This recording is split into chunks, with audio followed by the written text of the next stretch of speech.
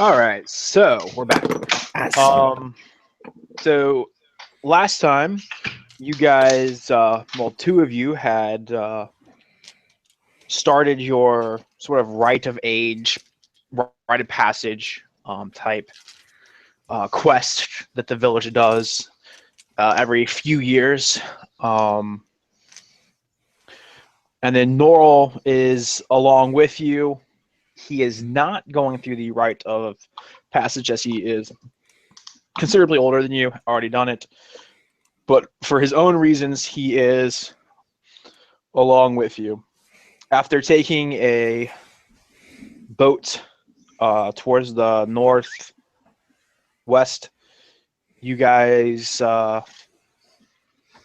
landed on a small beach where you notice some tracks, follow them along a dirt path through the swamp to a large stone head, took rest there, and eventually came upon the beginning of the ruins that Norrell recognized as probably the first ring of buildings, which is pretty common for these particular types of ruins. This entire area having been home to a previous civilization and now being home to your civilization, which is a very socially tight but politically loose-knit group of tribes. There is one elder shaman that sort of oversees everything, but otherwise, the tribes sort of run themselves as well as being cooperative. The arrival at the ruins was met by an attack by some lizard goblins, some goblin-sized lizard men. And then we got to experience something that I believe it was Dundu thought that perhaps they were worshiping, this very, very large crocodile. Yeah. That yeah, because they had made it seemed they had made offerings to it with that large chunk of meat or whatever. Yeah, the large fish that they threw into the water. Yeah. And it seems to live here, although I believe it was also you who noted with the help of your spirit friend that it doesn't seem like it seems like it's always been here, but this isn't natural for it. Yeah. And through some clever use of some spells and some acrobatics, you guys have traversed the water, which in this particular region of the swamp can be anywhere from non-existent to 5 inches to 8 feet deep. It just depends. And since it is so murky and scummy and detritus covered in places, it's very hard to tell at first glance what's deep and what's not. Obviously, at some point there is water that's over 15 feet deep, as our friend here is hiding in it. So you got to the big building, sort of not in the center of this area, but off to just off center. And I think everybody got there uninjured except for Tech, who took a little bit of damage from the crocodile's tail. Yeah, quite a lot of damage, actually. Yeah. As he first level. He seems that he misjudged or slipped on his final leap. So you guys took refuge inside this building, I believe. I think that's where we left off. Yes. So, a question. I have in my notes we were given these blue-red rocks. So the blue-red rocks are what you're after. You happen to have one, and so does Dundu. Oh, right. But neither of yours hold a charge at the moment. Yeah, mine is expended. I wear mine as a necklace that was given to me, but right. Okay. The rocks are actually these crystals are what you guys are seeking.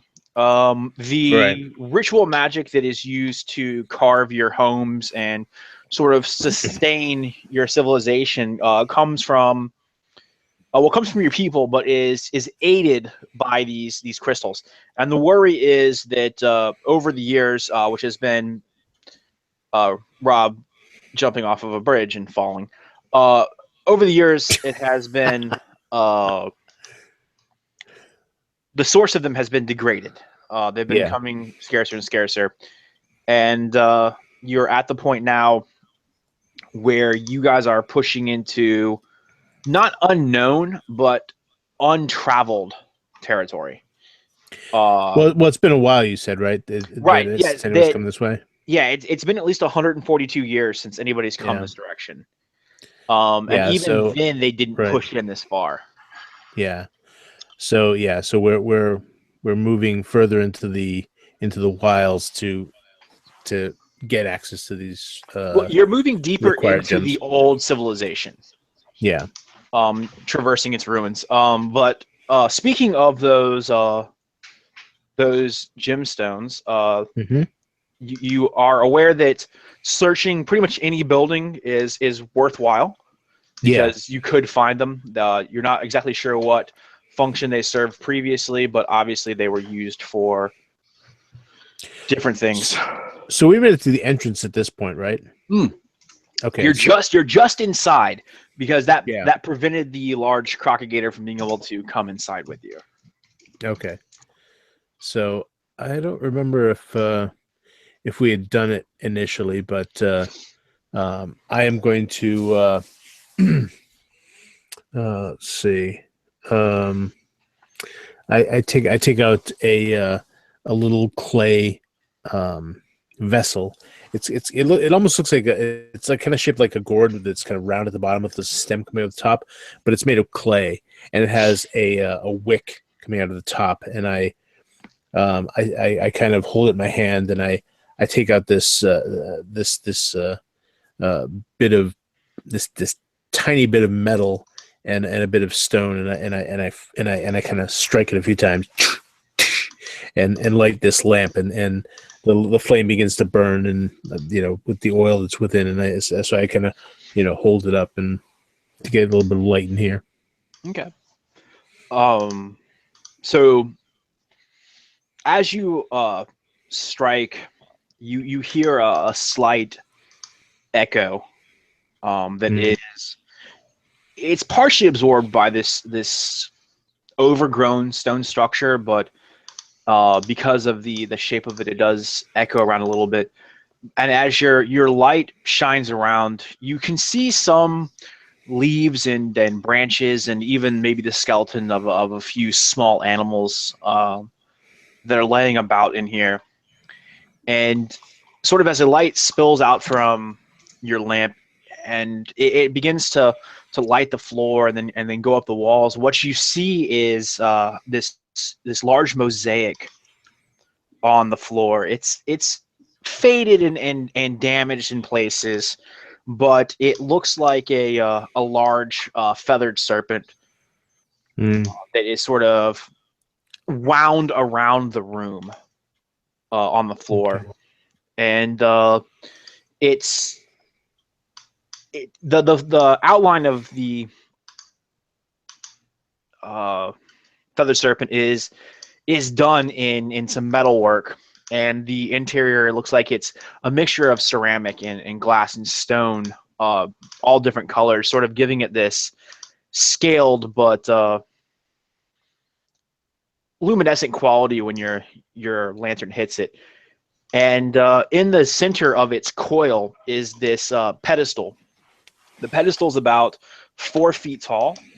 It looks to be stone. It sits sort of like a fluted column, and at the top of it is a dome that has a strange looking tubular device that is sort of sitting out of it at an angle. Imagine it kind of looks like a globe that has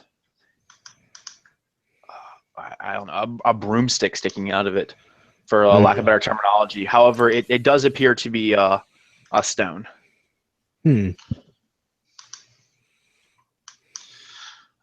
You see, Tech comes in last through the door, kind of limping, trying to maintain a straight posture, but not doing a great job. He looks bruised and beaten,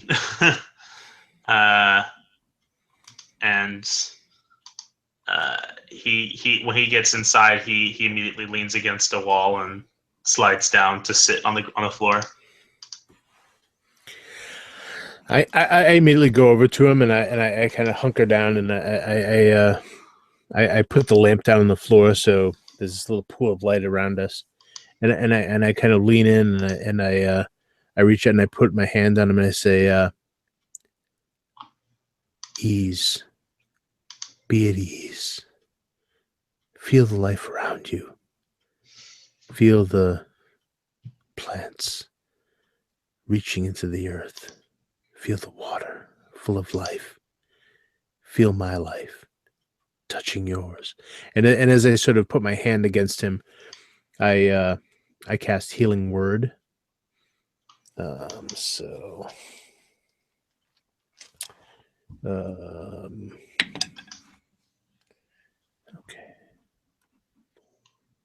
Hang on what's my pointer? So his face is immediately is a wide-eyed fear because he's a superstitious fellow. So when you're starting to perform this witchcraft on him, he's a little fool. He is restored 7 hit points. As you begin to cast great. Dundu. Wow, I lost your name. I'm sorry. As you begin to cast, there is a very strange sensation. It feels to you very much like what's your spirit companion's name? I forgot. Tech? No, your spirit, the one that. Oh. I knew this. I don't remember. Is it? It's not Gorat, is it? No. Okay. Maybe I wrote it down.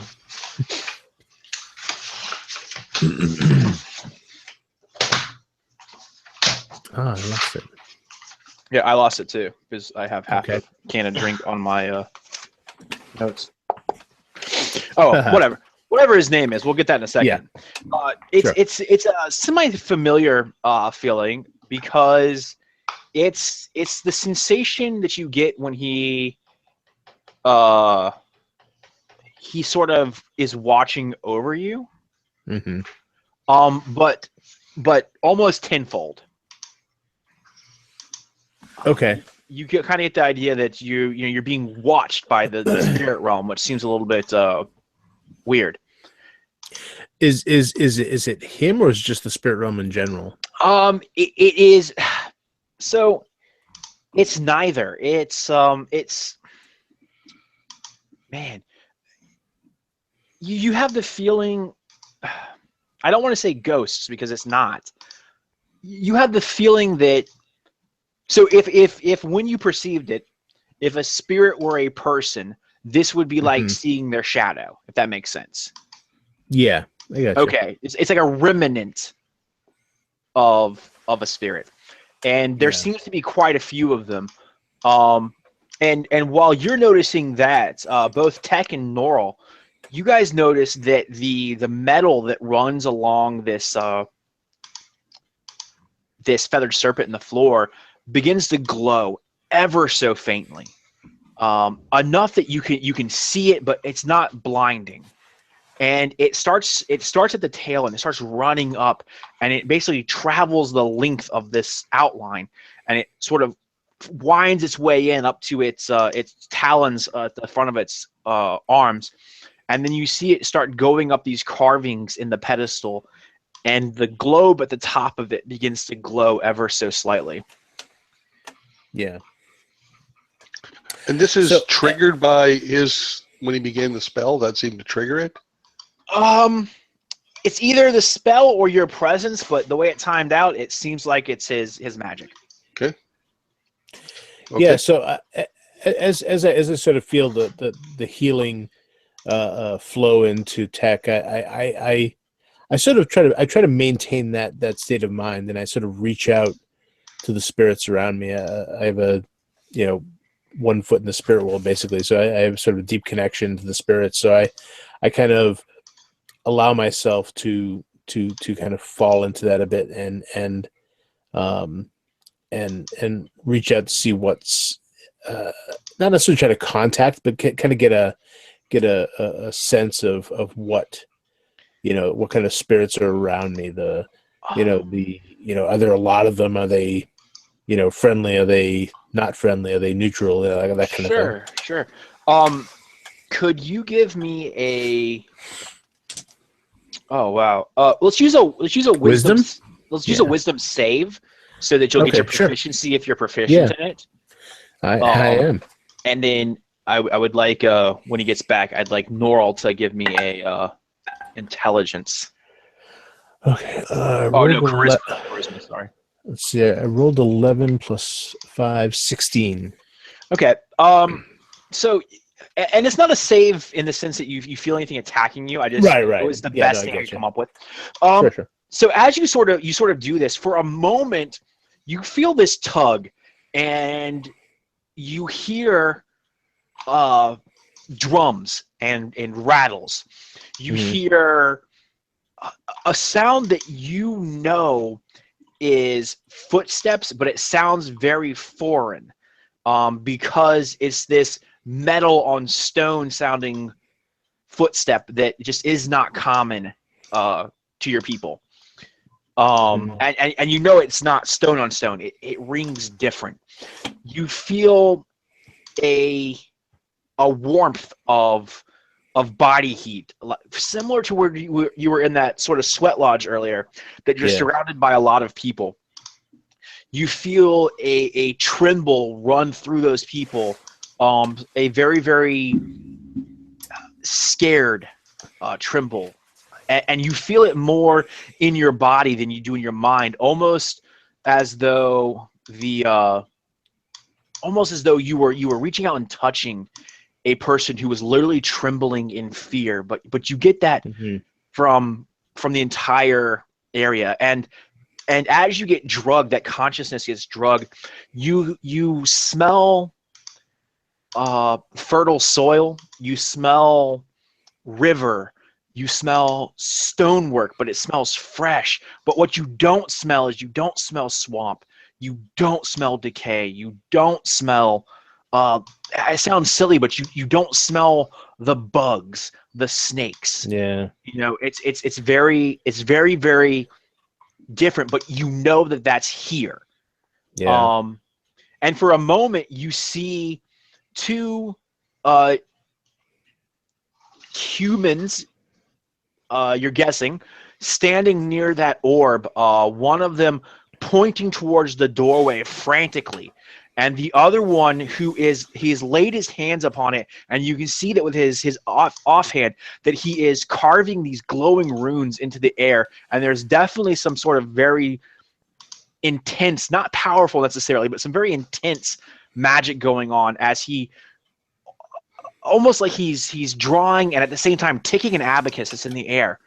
And you see him reach out and he sort of pushes that symbol and those marks that he's just made. He sort of pushes them down to the top of this pedestal with the globe.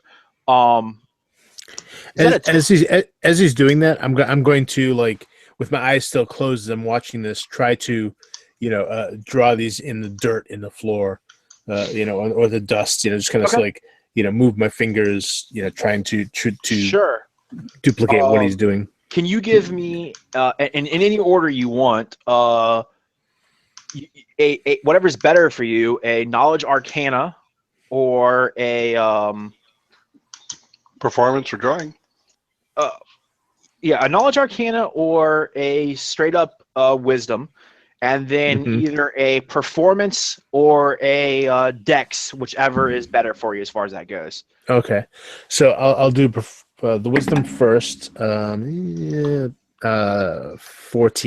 total, and the dexterity that's better, 16. Okay, so Rob. I see your role there, and that's great. And I'm very happy you got that.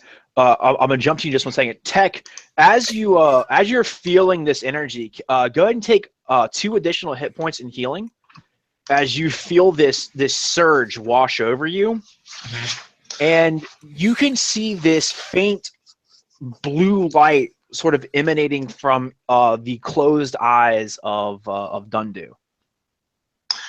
All right. Well, Dundu already healed me to full, so Then you can have the effect of 2 temporary hit points that are going to last for 1 hour. sweet. Nice. How Now tall is the structure? You are welcome. the column itself is about 3.5 or 4 feet tall. The globe makes up the difference, and so it sits at about 4.5 feet tall or so, maybe 5 feet. It would be chest high to a 5'10", 6 foot Human. person. Yeah, right Okay. there, chest high. Now, Noral, the hair on your arms and the back of your neck stands up almost as though you were in an electrical storm. I mean, it's not that it stands up in that sense like you're scared or frightened. It stands up like static charge. Static. Yeah, and you can see some of the detritus, the leaves, and some little bits of fur and spider webbing that is laying around here begin to slowly sort of swirl. And it seems that the central point of this swirling, and it's a very gentle swirling. It's not anything crazy. It seems that the central swirling point of this is that pedestal that, as I said, the runes have sort of lit up. You can see the energy run up it, and that globe on top, it rotates so that the device, and now that you're looking at it more intently, Noral, that device looks more like a wand to you, and it is pointed directly at you. I'm going Let's go to around. slowly walk towards this thing and try and bathe in its light. Okay. Can you give me a perception check? And Dundu, you can give me a perception check at disadvantage. And Tech, if you like, you can give me a normal perception check. Okay. Well, I rolled 2 7s, so Well, Flat let's see 11 that. for me. Plus Okay. 0. but the total would be 12 for wow. Okay. perception. And for me, it's a 7. Okay. Well, obviously, Tech's a little distracted by the fact that his companion's eyes are glowing a little bit blue, Yeah. and he just felt this surge of energy, unlike anything you've ever felt before. And I'm pretty sure that doing your gymnastics, you've probably received magical healing before. You've probably had bones mended, that way. Fair enough. So that surge was a little bit extra. It's kind of like going to the bar and ordering a shot and having them put Everclear in your glass. Like you weren't expecting it. Just bam. That would be that would not only be unexpected, but also unwelcome. It's right. I mean, basically, you went from Dundu casting on you to Emerald Lagasse, and you Okay. just bam. Laurel, you notice that at the center of this sphere, just behind what you feel is definitely a wand, is a small, perhaps die 20 sized gem of a bluish red hue that sort of melts that purple color in the center. It has a glow to it that seems to you to say that it is an active gem. Can I touch it, or is it encased in this globe? So it's not encased, but as you approach, the electric static charge that you're feeling grows with intensity, and you can see that there is an energy arc that is starting to happen from this gem to the far part of the wand, not the part that's facing you. And you can see that there are little runes on that wand that start to light up, and very much a la the Death Star, they start running towards the tip of the wand. Okay, so I'm staring at this thing. I'm enraptured by it, and so my fingers are kind of fumbling a little bit at various little pouches on my belt, and I finally pull out a little material, and I sort of fold. It's a piece of like paper, small, and I fold it into like the shape of a glove, and then I blow on it, and it grows into a mage hand. I'm just gonna try and like pluck the staff out. You know what I mean? Like boop, The wand. just pluck Okay. it out of its holder. Wow. I don't know. The wand's not heavy. I'll tell you what. Give me a charisma check here, and we're gonna treat it kind of like a contest of strength, but using your charisma. Okay. Whenever the dice will show it to me. Yeah, Mage Hand's I'll like vote 20 pounds or something, I think. I don't know. 10, I think. I'm pretty sure it's 10. 10. Yeah, I think it's 10 also. I'm pretty sure it's 10, yeah. So It's 11, I think. okay. So you reach in and you grab it by the base, and as you do, instead of it lifting up, it pivots up, almost as though it's attached right there. And as it pivots up, you hear this whine, and then and you see this what you would know as magic missile. You see this force of energy launch from the wand, and it smashes into the wall behind you, above the doorway, sending little debris falling down onto Dundu and Tech. And then I'm gonna duck and try and re-aim. well, after the one little charge, you see the runes start to recede, and the tip of the wand droops in your mage hand. You can feel that it's no longer resisting you, and almost as the forlorn hope that you have for your background fades on certain days. You see the little gem inside there also fade, and it turns into that sort of blue color that you're very familiar with. So I got the wand, but it's out of juice with the gem in it. Is that right? Well, the gem's not even attached to the wand. It sits inside this globe, but yes, the gem does definitely appear to now be out of juice. Nerds. I was kind of hoping we... Nerds. What is nuts? Oh, it's just like a mild... I don't like to swear. No. You should try it. It's fun.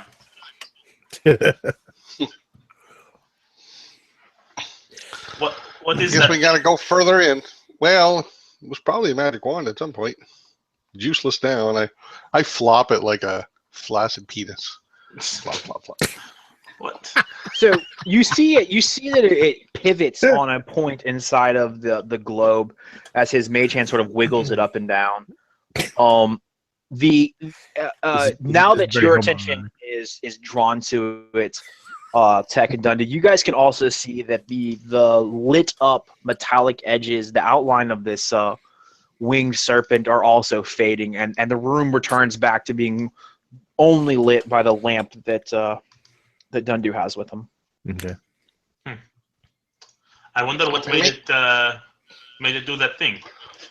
Well, you see, it might not be magical at all. It might just be sort of an attractor to magic, or some kind of an amplifier where it picks up on the magic that he made, and get through the connection up to the tip. There are spirits here. I felt them. You asked me about a number, Alex. Close to you, the number is 6. But as you were drugged further out and you started getting that that not quite right, but much more pleasant feeling of here, Yeah. it numbered in the thousands. Okay. Bingo. I say there are many spirits here. They're around us now, and more. And I kind of push my hand out in the direction of the other spirits, saying, many more that way.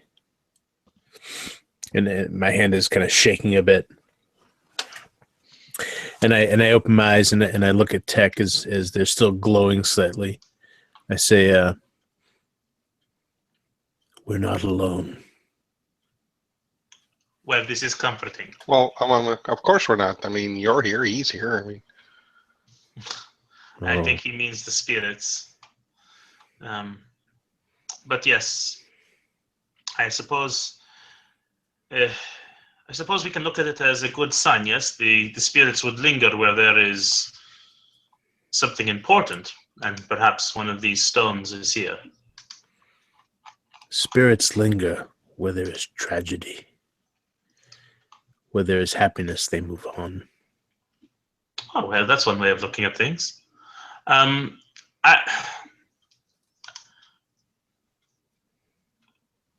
feel good. I feel great, actually. I say we go further in. oh, yes, I'm pretty sure we're supposed to. I take some breaths and I nod and I get back up, picking up my lamp.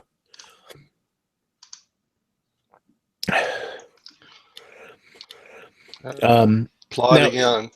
The is that all there is to this particular building? So you can see what appears to be the remnants of a table and some chairs. If you spend a little bit of time looking around, you will find some scraps of metal. You're not sure what they belong to, but they are definitely some sort of metal.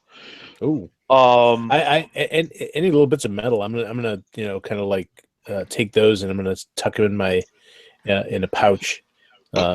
Metal, as I understand, is pretty rare, so right. That's. And when you say scraps, it's scraps that were made into something. It's not raw metal. Correct. It looks like they're broken pieces and not of the same thing. Yeah, but still, it can be reforged. So I'm going to, if I see metal, I mean, metal is just rare. I assume so. I'm just gonna, that's. I'm thinking that's kind of like gold, in that respect. So I'm gonna, tuck them into my pouch. Unless, of course, they're like really corroded and almost like falling apart. But if they're in any way intact, I mean, even if it's surface rust, that can be forged off. But if it's sure. like deep pitted rust, I'll leave it. But so I'll tuck that in a little pouch on my side, and then I'll kind of look around and get a feel. Like, we know that to go deeper into this, we're pretty much heading north. Is that the? It seems like it's north and slightly west. Okay, but mostly north. All right. I guess we're looking for the next structure then. Yeah. I mean, from your experience and what you know of it, Norrell, you're looking for the next significant structures. There might be some structures between here and there, but they wouldn't be necessarily super important. This outer ring would have been the defensive ring for the previous society. The next ring in, you're not really sure. I'm gonna give this the inside of this building one really quick take maybe 15 minutes to go over the inside, looking for any kind of storage or boxes or anything like that, in case they have parchment papers, or even replacement crystals lying around, because they might have extra ammo, so to speak. Right. So you do find a small box, maybe the size of a shoebox at one point. It's made out of stone, and when you open it, there's a nasty cloth-like rotted material on the inside of it. And it has impressions in it as though it were meant to hold perhaps more of those crystals. But you found the lid in one part of the room and the bottom of it in another, and there's nothing in it. They're other than the rotted cloth. Okay. It looks fairly hastily discarded. All right. Well, I sigh and put it aside and say, well, the only option is to go on. Yes, that was probably a rotted sock. All right. So, now this beast is still out there, right? Presumably. Yeah. We got to go north. We got to go north. Yeah.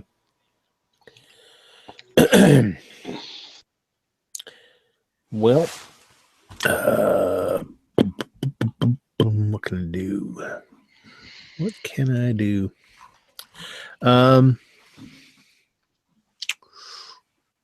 Did I try animal friendship last time? Yes. Yes. Did I? Didn't work, did it? You were able to determine that there was something that was not quite animal about this thing. Okay. Kind of magical. Yeah. Yeah. Okay. Bugger. All right.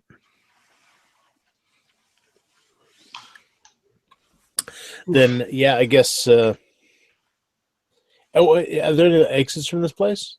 There are two other exits. One that is for argument's sake, if you came in the left entrance, there's one directly across it on the right, and there's also one up at the top. Well, the top would take you northwest or northeast, but obviously once you're out of it, you can do. Yeah, I'm thinking we go out the opposite one from where this creature was. That's just my thought. Okay. So I say, I kind of cock my thumb in that direction. Maybe this way would be more prudent. Yes, prudent. Yes, indeed. Yep. Moment. Yep. Okay. Whatever you say. I kind of look at him with my eyebrow up and say, "Whatever I say, I like that." And I head out in that direction. Okay. Well, then get to your head. So you're heading out the right. It takes a little bit of work as between the three of you, you have to cut away some vines and push this. It's if you were to take wood and almost band it in stone, is what this door is, and it takes a little bit of work to sort of free it from its jam, but. When you come out the other side, the ground on that side is less wet than it was on the other. Okay. There's not a deep enough pool of water over here for your friend to be hiding. You don't think? Well, I'm gonna still take it as stealthily as possible. So I'm gonna kind of move quietly, avoiding obvious sticks that will crack and so just kind of taking it slow, carefully, quietly. I'm doing my best. It's difficult in squishy socks. Yeah. Well, within reason, sure. But I guess if they're moving quietly, I'll move quietly as well. Okay. So as you guys leave, there is a feeling of protection that leaves you. There was something calm about being inside that room, even with what happened, because it at least separated you from what's out here. And as you step back out, the heat and the moisture strike you as you sort of splosh through these little puddles and step over dead trees, and there are small snakes and lizards that scamper out of your way. Occasionally, little crabs that wander back under logs, and it takes you a couple of moments to orient yourself, but you do manage to pick up a not a path, but there's a clear way to walk that exists, but it's not a path because It has long since been ruined by time and water. Yeah. But you are able to traverse your way in what you think is the right direction and seems to be traveling away from this outer ring of buildings. Okay. Do we see? Can we see the sun at all? Or You can in moments. yeah. It'll come. You're never in total darkness. It's just disrupted by the foliage. And occasionally, it kind of comes through in blinding spots of light. Yeah. And where those are, there tends to be more underbrush, little flowers that are growing up on some stones and things like that. All right. Well, I'm going to make note of those and kind of look at the angle between where it's coming in and where it's shining on the forest floor, and sort of get an idea of which direction it's heading, so I can kind of gauge north. You know what I mean? Yeah.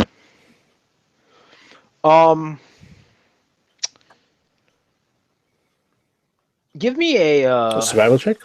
yeah, and anybody Or who nature. also has nature can also roll that. Okay. I have both, but survival's better, so I'm gonna roll that one. Okay. I do not have these things. 12 and 5, 17. I'm gonna make a nature check because I did live kind of on my own in the woods for a few years. So 19. Okay. So with your knowledge of outdoorsmanship, Dundu, it doesn't take you too long to completely orient yourself, and you're actually able to sort of pick up the pace of your group. Okay. Realizing that there actually is a road that lies underneath this water.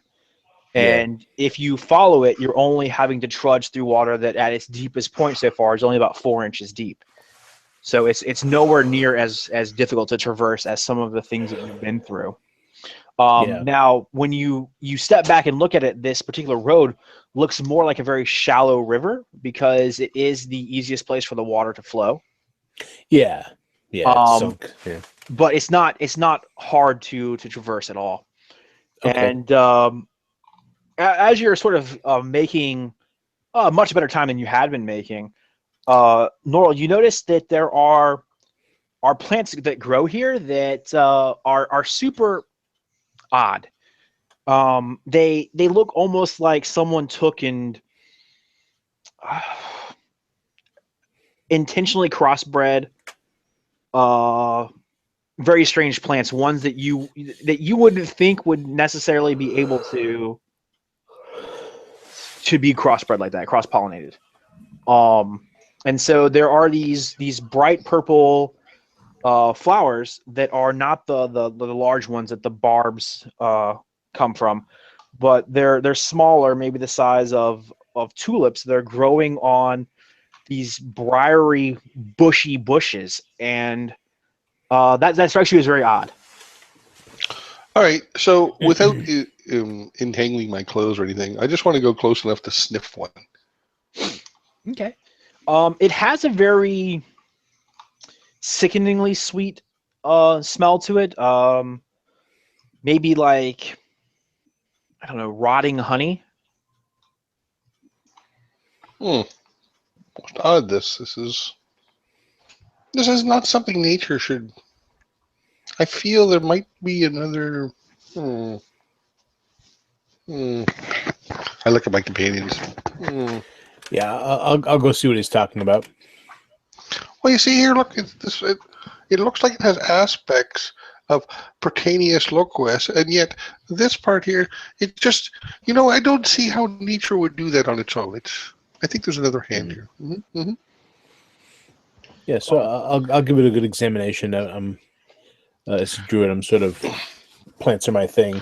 Right. So I wouldn't eat it. It might. You don't know. I mean, I kind of look at him as like I would. But yeah. So I'll give it a close examination. See what he's talking about. Okay. So it does look like it's two different species of plant that have been brought together. But the way that they're growing, between the two of you sort of talking back and forth and noting different things, the plant is very well established. As you sort of look around, you can see it growing in multiple places. And doing that even draws your eyes to a couple of other plants that are similar. It's almost like someone took something very, very beautiful, these purple flowers, and gave them the ability to survive in this very rough climate.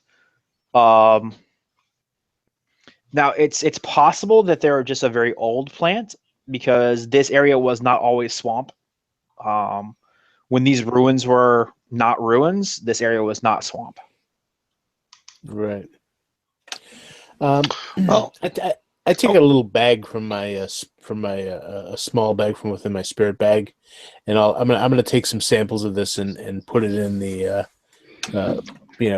put it in this little kind of oilcloth and stick it back in there for later examination.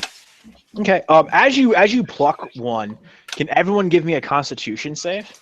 I was just gonna say, I'm holding my cloak up like Dracula in front of my face when he does this. That'll be I've seen that Star Trek episode. 12. 12 plus a modifier of 2. 14. Okay, so everybody gets violently ill to their stomach and feels the need to retch. It only lasts a moment, but it was so intense that your heads instantaneously snapped towards that flower. Okay, so And a moment, as soon as the bag is closed, it's bearable. Like, you can still smell that scent, but it's not so overwhelming that you feel the need to puke anymore. Yeah. So, as the smell hits me, I'm like, no, don't do that. Oh, please don't do that again. What are you doing? Why are we touching things? Even though I almost retched, I'm fascinated by it. It's like, what has done this? And I just make sure I put a little loop of extra leather on it, tie it extra tight so that it's not going to the fumes aren't going to seep out. And I decide to sort of like put a little loop on it and hang it separately on my belt, as opposed to within the spirit bag. But it's definitely worth looking into under better circumstances. Okay. As you guys continue your movement, it takes you a solid 120 feet of walking before you're out of this air it's thicker now. Like, you can feel that sort of pungentness on you for a good 100 feet as you walk. And that was all from that plant, huh? It's all from that one little bud that you plucked off. Oh. But it seems that wherever it was plucked off, and when you pluck it sort of blipped open. Yeah. And that's when the smell came. It seems that it's got, I wouldn't call it an area of effect, but for lack of better terminology, an area of effect of about 100 feet. Okay. And distilled down or refined, it could even do more. Okay. So, yeah, I'll hang on to that. And obviously we're getting out of the area of that effect as soon as possible, and continuing our trek northwest, I guess. As you guys trek for probably another hour and a half before you come to a break in the swamp. It opens back up again into one of these sort of, if it were a forest, it'd be a glade. I'm not sure what you call it, and a shallow billabong with trees. I don't know what you call it in a swamp. I think a billabong, but you say clearing, yeah. Yeah. You come to one that sort of lets you see up ahead, and let's see. Yeah, that'll work. You can ignore the fact that torch is lit. It's not. That'd be creepy. But you see that the river there's the road that you're sort of walking on, and it goes up, and yeah. Whoa! No, this is something here. Yeah, I think. Well, we must be almost. Well, let's just go see. It's a yes. Let's see, then we'll know. And I'll move along, just in awe of some of these structures and the knowledge that we're descending into this, past world that existed so long ago, even before the marsh and swamp was here. What's the current marching order? I'm going to say I'm walking behind him. Yeah, Okay. I'll go first. I see Norla's taking long strides to try and step into his footprints. Tech, can you give me a perception check? Sure. I'm actually decent at that. 22. Okay. So,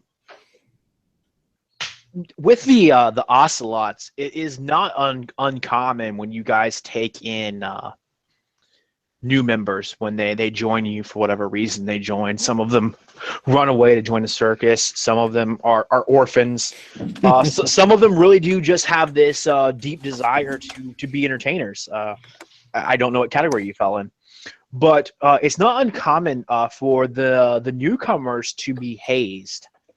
And some of the way that you guys do that is the training apparatuses, the bars and the ropes, the teeter-totters and other things will sometimes be loosened or maybe, unevenly balanced. In other words, you guys tend to, for practical joke purposes, it's not uncommon for them to be booby-trapped.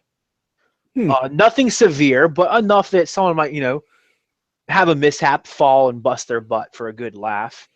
But something about that memory catches you, and you see that those stairs going up, that certain stairs they're off.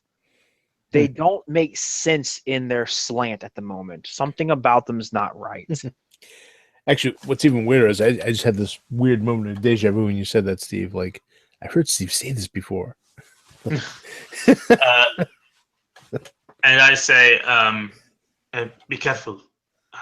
There's something not right with some of these steps. So I kind of pause a moment and I look at him and then I kind of hunker down a bit and I start to peer at the steps to see if I can see what he is seeing. Okay. Give me your perception check. Oh, sure. Can I cast a Probably not. light cantrip like flashlight kind of thing?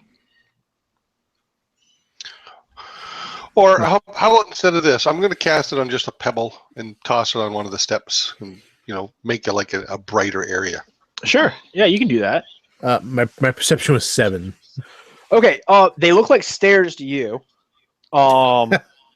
Stone stairs. One thing that does strike you about them, I mean, unless something's obvious, in which case, obviously, right? No, the only thing that's really obvious about them is, although they've been degraded with a bit of time, they are cut at such perfect right angles. Yeah. I turn back to him. I say,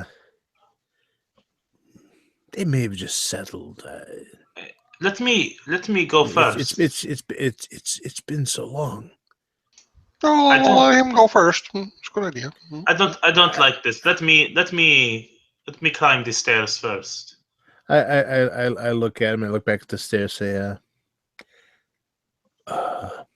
as you wish. and I kind of take a step back and gesture as if to say, go ahead. Follow my steps, I say. Well, unless something happens to you, then we'll stop. Right, But right. Which is, don't follow that Nothing will one. happen. Everything would be fine. yeah, hold my beer. Yeah, famous last words. With the Hold my beer. the really good perception roll you had, you can see which stairs don't look right, and Okay. basically it seems to alternate. You'll have 2 good stairs, 1 bad stair, 3 good stairs, 1 bad stair, 2 good, so on and so forth, up the length of this, and without really getting down and messing with it, you're not 100% sure what bad stair entails, other than it looks like it's meant to move. I see. All right. Well, just follow my steps. I think I see where these loose steps are. Is this also apparent to us, Steve, or just he can see the bad steps? Really, I mean, I guess after a few moments, where if he takes the time and says, "Look, this is why this one looks weird," then you would see it. Right. But if not, it's pretty difficult to tell. It is very well hidden. All right, so I'm going to cast Minor Illusion, and as he's pointing out the steps, I'm going to put like little glowing, just like a little footstep you painted on the step, on the steps that are good to step on, and none on the steps that are bad to step on. Okay, so you're lighting up the walkway for the good stairs. Yeah, like Right. yeah, exactly. Okay. So between the 2 of you, It's you going to be guys like a managed Michael to Jackson mark- video. right? You guys managed to mark all of the good stairs, and as you get towards the top, where it sort of evens out, the stairs become a little more and more shallow, until they sort of are even with the ground up there. But you hear this click from behind you, and as you all turn to look, you can see the lighted pebble that Norl threw onto it. You see one of the stairs flip, and that lighted pebble just goes shooting off into the distance. Huh. Oh my! Exactly. I'm glad I did not stand on that. Yes, would not have been. I mean, you wouldn't have gone as far, but well, it doesn't matter now. As you get to the top of it, the swamp begins to retreat up here. It looks more jungly. And although there's still a good amount of water up here, but the area looks more, I don't know, intentional. I'll share this image with you. It's been kind of like a garden that's been overgrown, but you can still see it's been cut back in places. Yeah. And so now there are paths that walk through it, and you can see that there were walls that were intended to, keep things out, whether it was the jungle itself or not. Right. But you can definitely see that the jungle has started to retake this land, and all of you are struck with the fact that it does not look 100% natural. Now, when you say that it hasn't been cut back or tamed recently, or No. Okay. Imagine if you had a hedge maze that had been Yeah. immaculately maintained for years and years and years, and then maybe a span of 15 years someone didn't Gotcha. maintain it. Right. I gotcha. Okay. Yeah. Okay. So, yeah, I'm looking at these structures in awe. I mean, I've never seen anything like them. And I'm kind of loosely keeping my mind open to the spirits of this place. I mean, I know there were, unimaginable numbers when I first sensed them. So I'm being careful not to just leave myself entirely open because of the white noise of it. But I'm trying to keep my mind open to sensing, I don't know, maybe their mood or I guess any kind of obvious change in their in the spirits, I guess. Sure. You don't feel a change in any of the spirits, but occasionally you'll hear a shout of warning or a stifled, muffled cry, or there'll be really rapid sounds of feet as they run through the water. But when you look at if you turn towards the sound of it, you don't see the water being disturbed any more than the occasional bug landing on it or a little water snake swimming through. Right. It's becoming clear to you that you're hearing, I guess echoes would be the best way to describe it. Echoes of stuff that used to be here. Yeah. Okay. But yeah, I pay attention to them and keep them in the periphery of my attention. But I'm now sort of walking behind Tech as he seems to be able to spot, these sort of hazards that we might encounter. Which is exactly what I am looking out for. Well, as you're looking, Tech, you notice that the road in front of you diverges, and no, neither one of them looks less traveled. But one of them seems to go down, and one of them seems to go up, and then at the edge of the one that's going up, you see stairs. And those stairs look like they almost loop back, taking you to the top of the wall that's just to your right. Perhaps you should take the low road and I should take the high road. I don't understand. Okay. So, what do we think? Going to the walls? Well, that way it looks like it just goes back to where we came from. I mean, if there's going to be structures, the structures are usually built on the ground. So I would say we go this way. I point down. Moving in makes sense. The only thing that occurs to you, Tech, because of your experience at heights, would be that you would be able to have a larger view of the area from the top of the wall, even if you didn't traverse that direction. It would at least give you would see more of the land before you. Right. So it is possible that we want to be able to get a lay of the land, get a good vantage point on what we are heading into. So maybe going up first just for a moment might be beneficial. How long would I estimate it would take someone to walk from where we are to up where we can get a good view? 15 minutes. Oh, okay, it's that far. All right. Yeah, so all right. Wait. I'm going to sit on like a block of stone, and I'm going to like wring out my boots and stuff like that out of the water. When you sit down on the block of stone, there you notice now that aside from the base stones, there is no piece of stonework here that has not been carved. And so what you see are different depictions of people on their knees in front of this winged serpent. That seems to be the theme over and over. Sometimes they are being whipped. Sometimes they're offering gifts. Sometimes it looks almost as though there is a bolt of energy coming from the winged serpent going towards the people who are bowed in front of him. Are the same symbolism. I don't know their religions, but it's not really why we're here. We'll go up. We'll have a look. Find some stones. Get some stones. Go home. Be dry. We should still note these things, for they may aid us later in our exploration.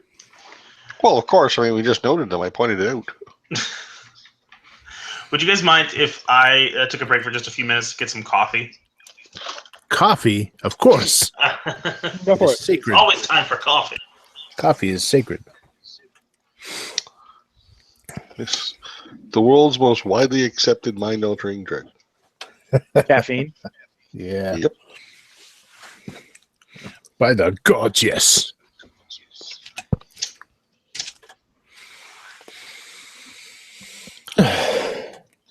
Shit, I'm gonna have some crackers and cheese.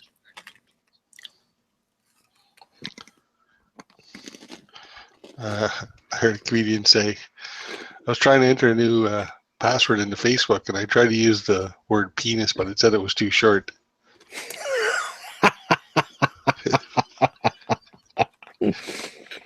That's a little judgmental, don't you think? How do you know? How can they see? It's also kind of subjective, you know? That's true.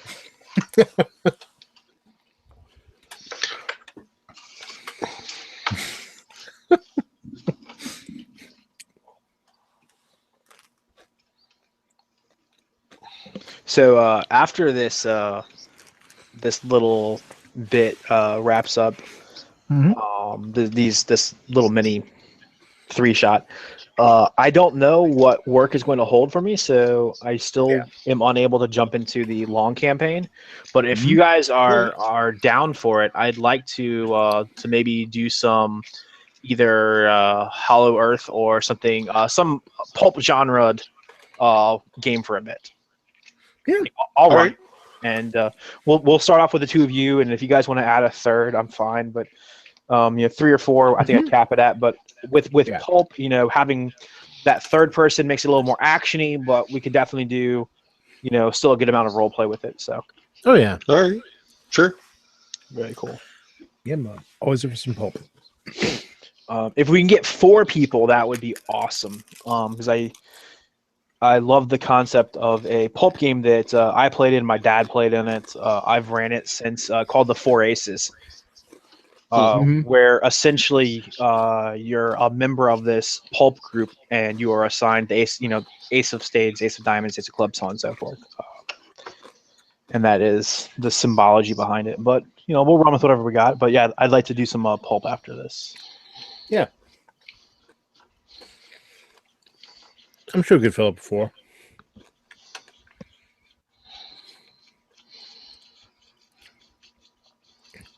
I can't promise I'll be good people, but we can fill it up.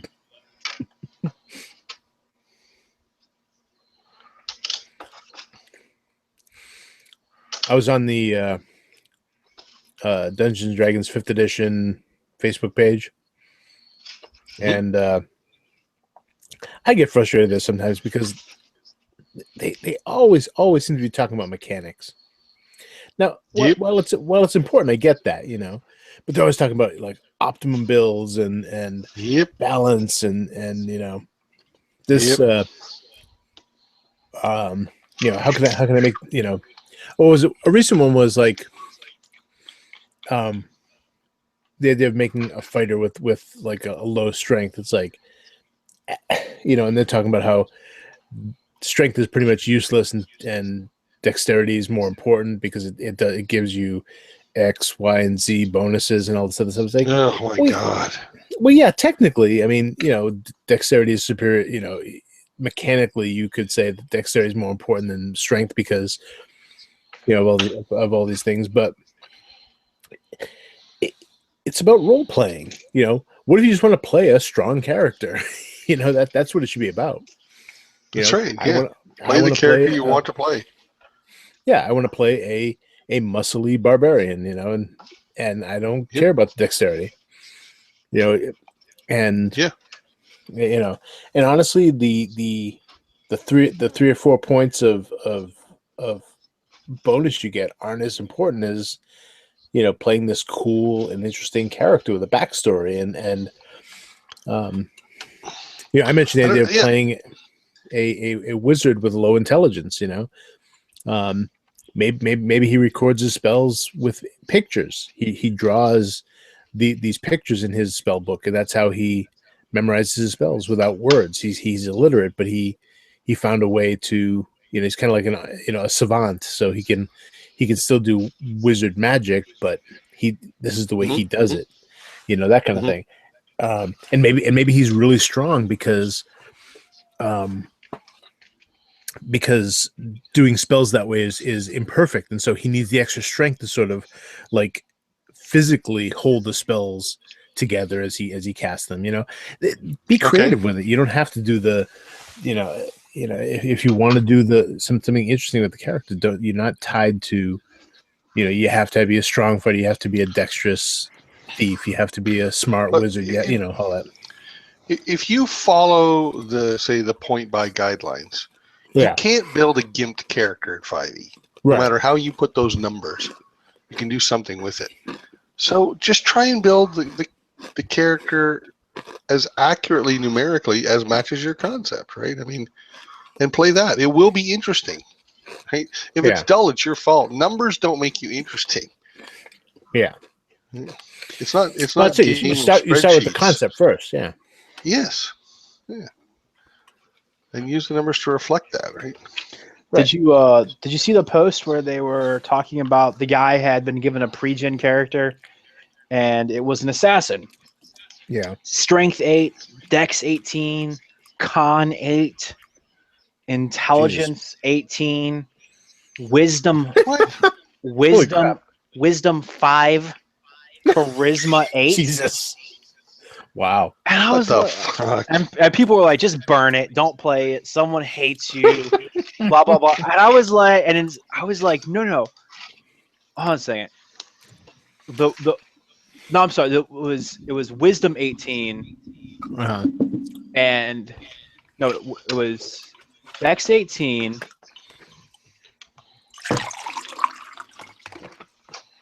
Intelligence 18, Wisdom 5, something like that. I'll find it. But anyway, basically, yeah, it was Wisdom. It was low, and they were like, you could actually play that character.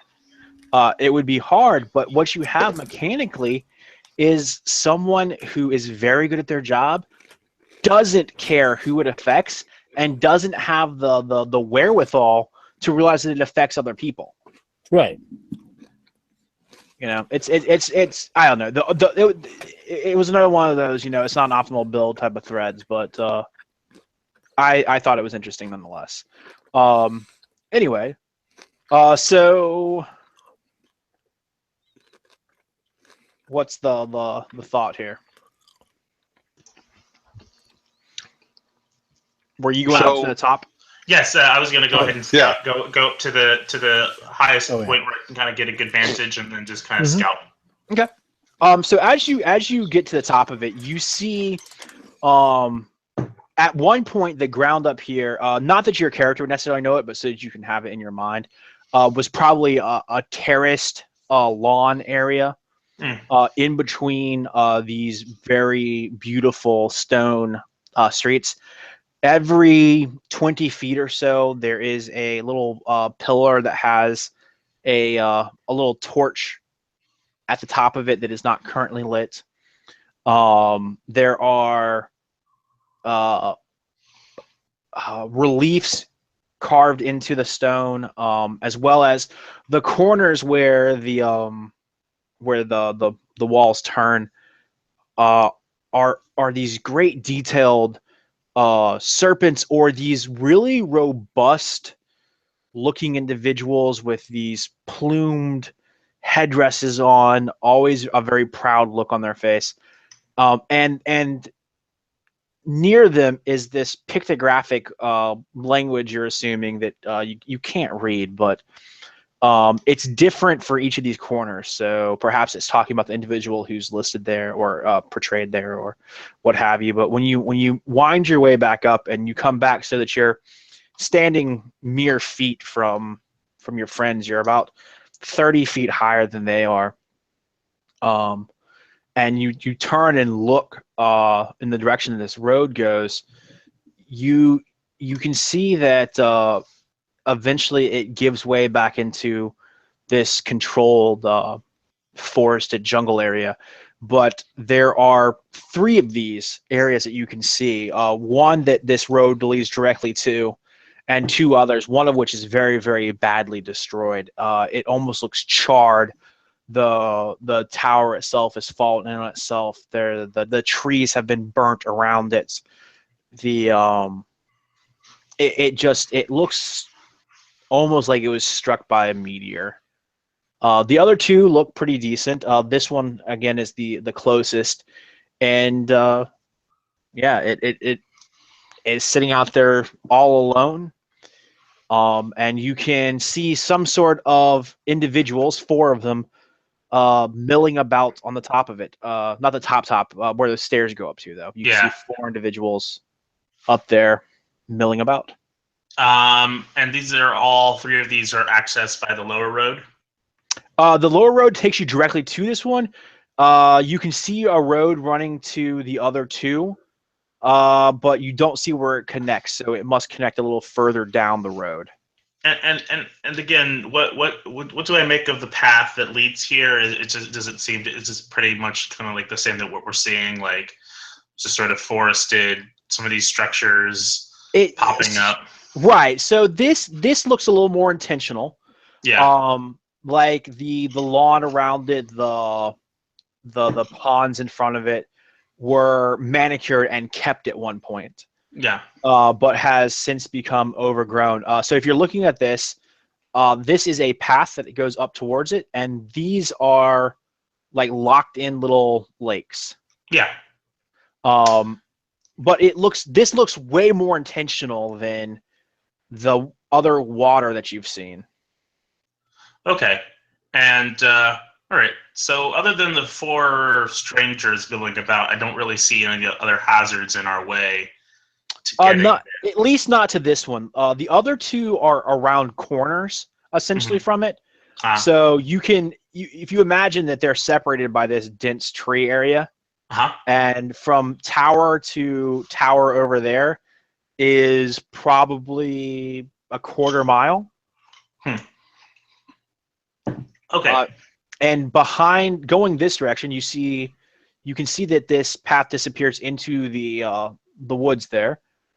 And if you'll give me a second, you can see this in the far distance. And I apologize that not all the art's the same, but you can see that this is the little brother, the mountain that you guys were sent towards. Okay. So I make note of all this in my head, I guess, and I begin to come down the path and to return to the magic. Just magic quickly, users. While he's up there, for the amount of overgrowth, can I just get like a ballpark? Are we talking decades, centuries, millennia? How long has it been since these temples have been in active use? Yeah, just vaguely. More than 500 years, probably less than 1500. Okay. You're guessing you're in the 750 to 1,000 years. Yeah. So basically, what falls almost perfectly in line with the mythos of the people who came before. And once again, I might have missed it. What do I have a feeling is like the travel time or the distance to this first like little temple? So you feel, looking at the temple and the horizon and the sun, because this is probably actually the clearest view of the sun you've ever had in your entire life. Mm-hmm. You guess that you've got maybe another 3 or 4 hours of sunlight, and the walk to this first temple looks like it would probably take you almost all of that. Okay. All right. So I return to the shaman and the whatever the hell Norrell is, and you?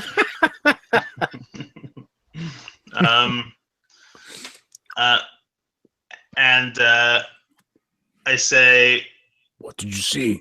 Well, many things. I see 3 structures. One, the closest to us, we could take the lower path. I think that they are connected. The 3 structures should take us the rest of the daylight to get there. They seem to be. I don't know what these things are, but they seem to be some kind of structure, maybe temple It had great. It was quite colorful and looked still alive and less. It still had some sort of control, not as overgrown. It was quite brilliant in the sun. But there were 4 figures milling about around the base of the thing. And Are you saying for the people that lived here, like almost without? You're saying there's still some that you saw? 4 of them? I don't know what they were. I couldn't get that much of a good look at them. They were quite far away, but they were on one of the tiers of this tower, and there was some pawns surrounding these structures. One of the structures looked badly damaged, most horrible. And if I'm not mistaken, also connected to this first tower or temple or whatever it is I saw the little brother in all of its glory. A great structure built on the side of it. Oh, Well, I hope you don't have to go that far. Well, these this is figures where concern me. this is where the great shaman wanted us to go, and this is where we must go. So, I think our first Well, he stop did mention landmarks, yes. Mhm. Yes, well, we'll have to. Our first stop must probably be this smaller structure. Did, I will. Did the figures appear to be human? I could not get much of and unless Steve, I'm assuming they were too far away for me to get much of a read on them. They were definitely bipedal. They walked on 2 feet. And Yes, if you can guess its size, they're probably human height. But other than that, it's hard to tell. They did not seem too short or not too tall. They seemed about like our size.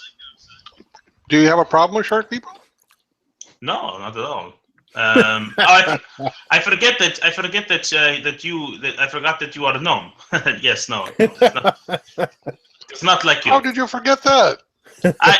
I sometimes think What that do I you are. look like? I sometimes think that you are a strange child, but then I forget.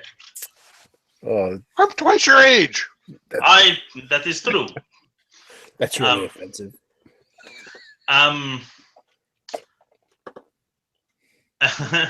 Let's just go.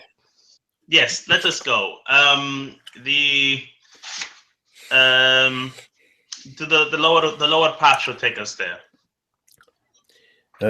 Wait, I you audibly say harumph away from him. you say we'll reach there by nightfall. Yes. We're not going to be rested if these beings are still there. That's true. Rested? What's to rest? I mean, let's just go and see if they know where the gems are. I mean, they might know. We could ask. And Is if everyone you they're meet so violent? this is a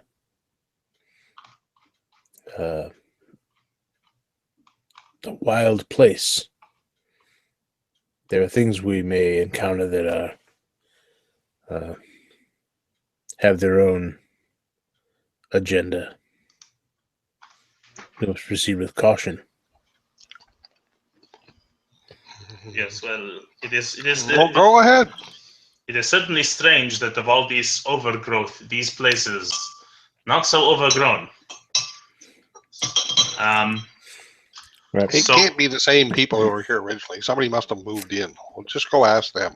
All right. But caution away. Go ahead. Are you saying that we should rest though?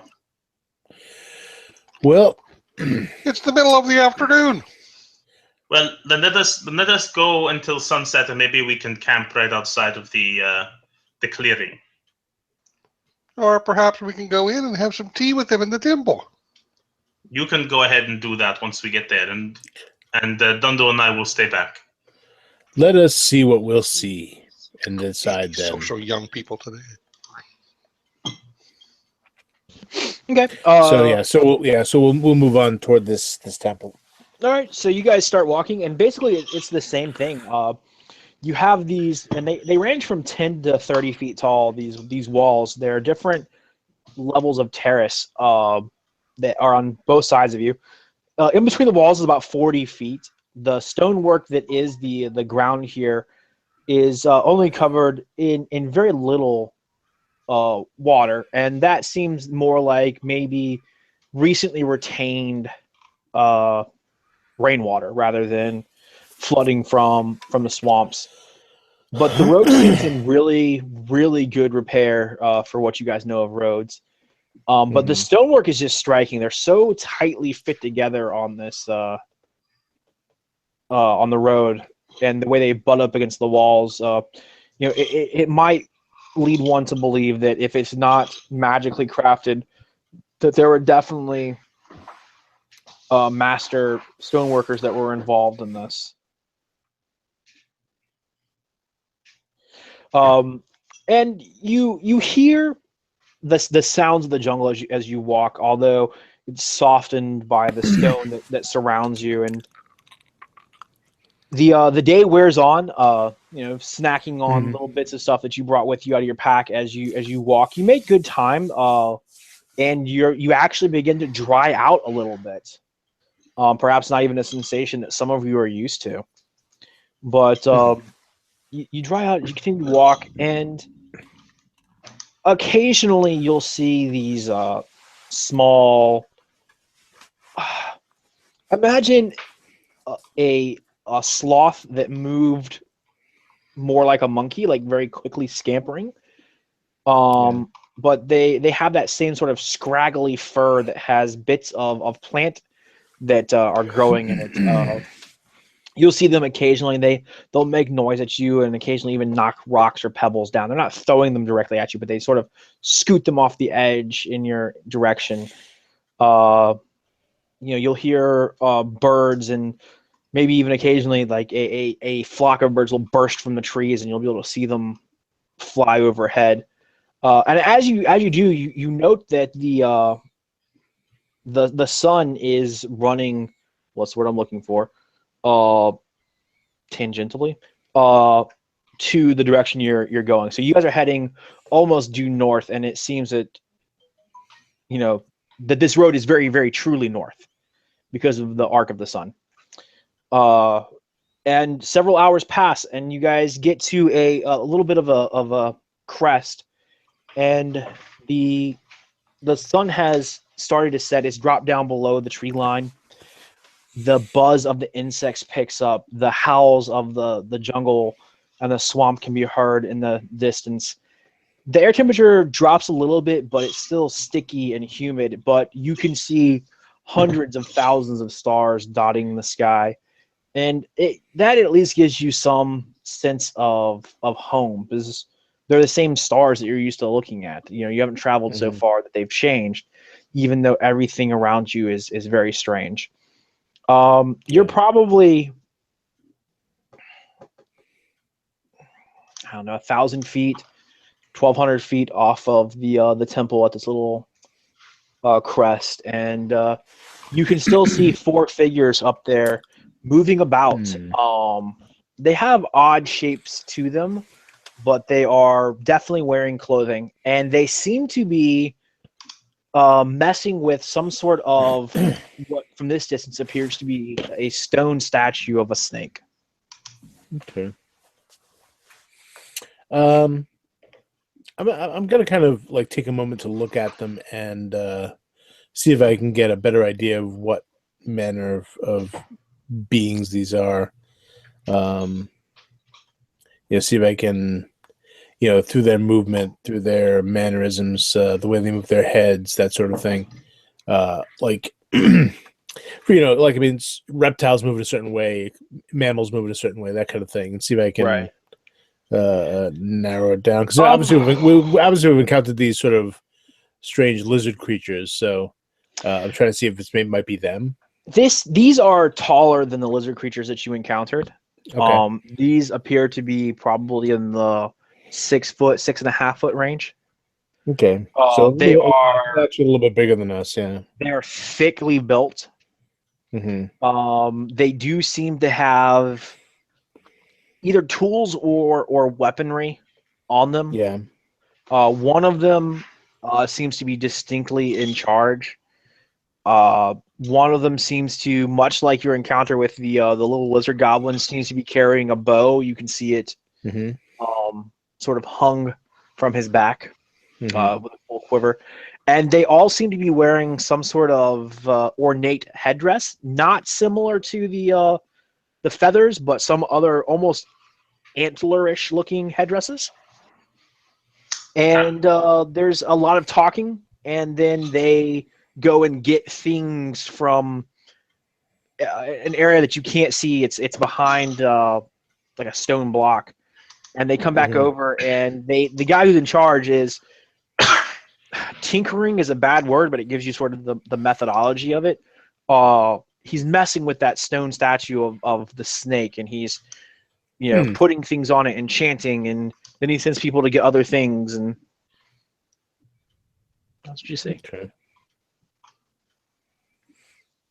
And how far are we still? 1,000 feet or so. Okay. Like, I mean, you're still far enough out. It's hard to make out much more detail than those Yeah. weird silhouettes. Right. I think we should stay as hidden as possible till we get closer. I agree. I just nod. So I guess, yeah, kind of moving off to off the beaten path slightly, and moving up slowly and quietly to get close enough to get a better read on them. And I say, and I can always try to approach them unobserved to get very close to them and scout ahead again, if you wish. I kind of consider it a moment. I say, if you do that, you'll be alone. They will not see me. Okay. I nod and I say, very well. See what you can see. And I unwind this long bit of leather around from my arm, and unhook it from my thumb. And you see it's like a leather pocket with two long bits of leather rope, string coming off of them with a loop at the end. And I fish out some smooth round stones, and I load one in the sling and kind of get it ready if I need to hit something at range. All right. So as you move up, can I get the old stealth rolls there? Sure. Successful ones, if you would. I'm going to be like at least a full 30 feet or more behind him. Yeah. Well, we're staying back, I think, until he gets up there and kind of takes a look. That was my understanding. More than. Yeah. Yeah. So for me, I got an 18. Okay. So as you creep up, you can see that there is a bit of light, but it doesn't seem as though these creatures are using it to see so much as they're using it to conduct whatever business they have. Because it's a small campfire-ish thing that's sat in front of the one that's hunched over doing things to the statue. But what you see as you're sort of silently looking on from the side there are these guys. That's 3 of them anyway. Oh. Oh, they look lovely. Yeah. And then the 4th figure looks more like that, minus the skulls on the ground. Oh, that's encouraging. That's I was later. worried before, but now there's no skulls on the ground, so we're fine. Those are going to be our skulls. Oh, That's the game over screen. Right. So okay. I want to try to get a better look at what they're doing with this light. Like, Okay. what's happening in the light. So I'm going to try to sneak forward a bit more. Yeah, I it guess. sounds great. Shiny things, rogues, kryptonite. That's going to be 24. 24. Okay, as you're creeping up, you see this guy, the one who's the hunched over figure. He sits up very alertly, and you see his head sort of swivel back and forth for a moment, almost like he's listening. And then he goes back to what he's doing. So he has some sort of bound book in front of him, and there is a human-sized skull near him. Some candles, this little fire in front of him, different sacks of different things, a couple of stone jars, and he is chanting in this sort of guttural hissing language, and is marking almost like with finger paints onto this stone statue. Give me a perception check. Badly. 22.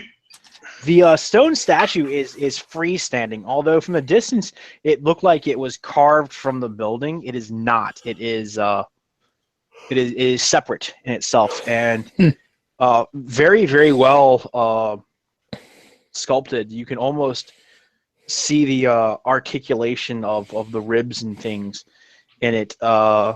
It looks like it's probably 15 feet in length. And looks like knowing your serpents from this area, it looks almost like it's a mixture of a like boa constrictor anaconda looking thing, and a cobra because it has a hood to it. Okay. All right. And he's doing these drawings on the statue. Or he's doing these finger painting things by the statue or on the statue? So it's a mixture of both. He seems to be drawing things onto the ground, drawing things on himself, and drawing things onto the statue. Gotcha. Huh. Okay. So I'm going to now return to my companions as sneakily as possible. Okay.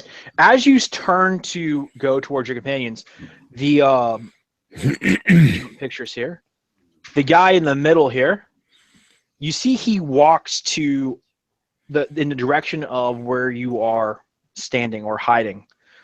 He walks all the way to the edge, mere feet from you, and you see he turns his head both directions. You can hear of a sniff. And then he pulls his little loincloth to the side and begins to urinate right next to you. That's inappropriate. I'm gonna get out. Could I find like a stone at my foot? Yeah. Well, I see nipples and a penis. That suggests mammal. That's true. If there is something to be said about my encouragement. I'm assuming that he has a penis. There is something encouraging about that fact. He's not too alien. We can at least relate on that level. There's something to talk about. I'm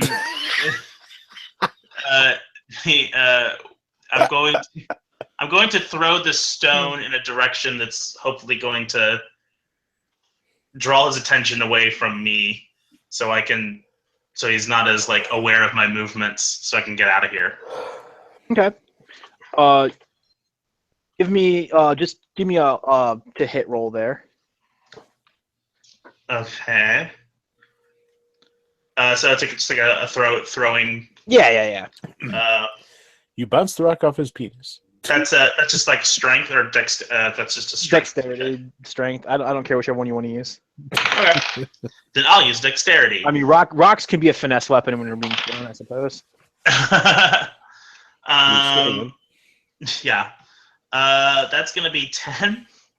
All right. Well, I mean, it's fine. You don't like nail him with it or throw it straight up in the air and back on your head. Right.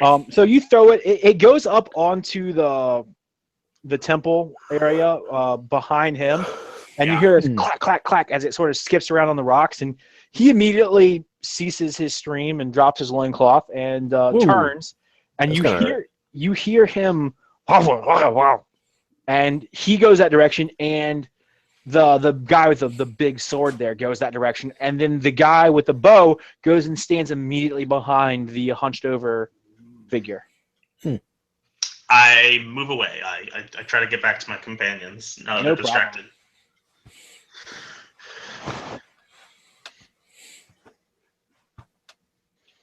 So you get back. It takes you a little bit of time, more than it did get down in there, because now that you're aware that they're there and what they are, and the fact that you had to distract them, you occasionally stop when you scuff a rock, or you're doing that. You feel like maybe you're overthinking it, but better safe than sorry. So it does take you a little bit of time to get back. And by the time you have gotten back to your companions, you can see that the three guys there have sort of resumed their normal walk around look. Oh, he needs something, let's go hand it to him type of routine. Okay. So I get back to my companions and I say, good news. They make water. No, that's what they. So there are 4 of them, and they look rather beastly, of course. One of them seems to look a little bit different than the others. He seems to be some kind of magician, like you two. And he was reading from some tome and speaking some strange tongue. Sounded like some kind of, like a snake being strangled.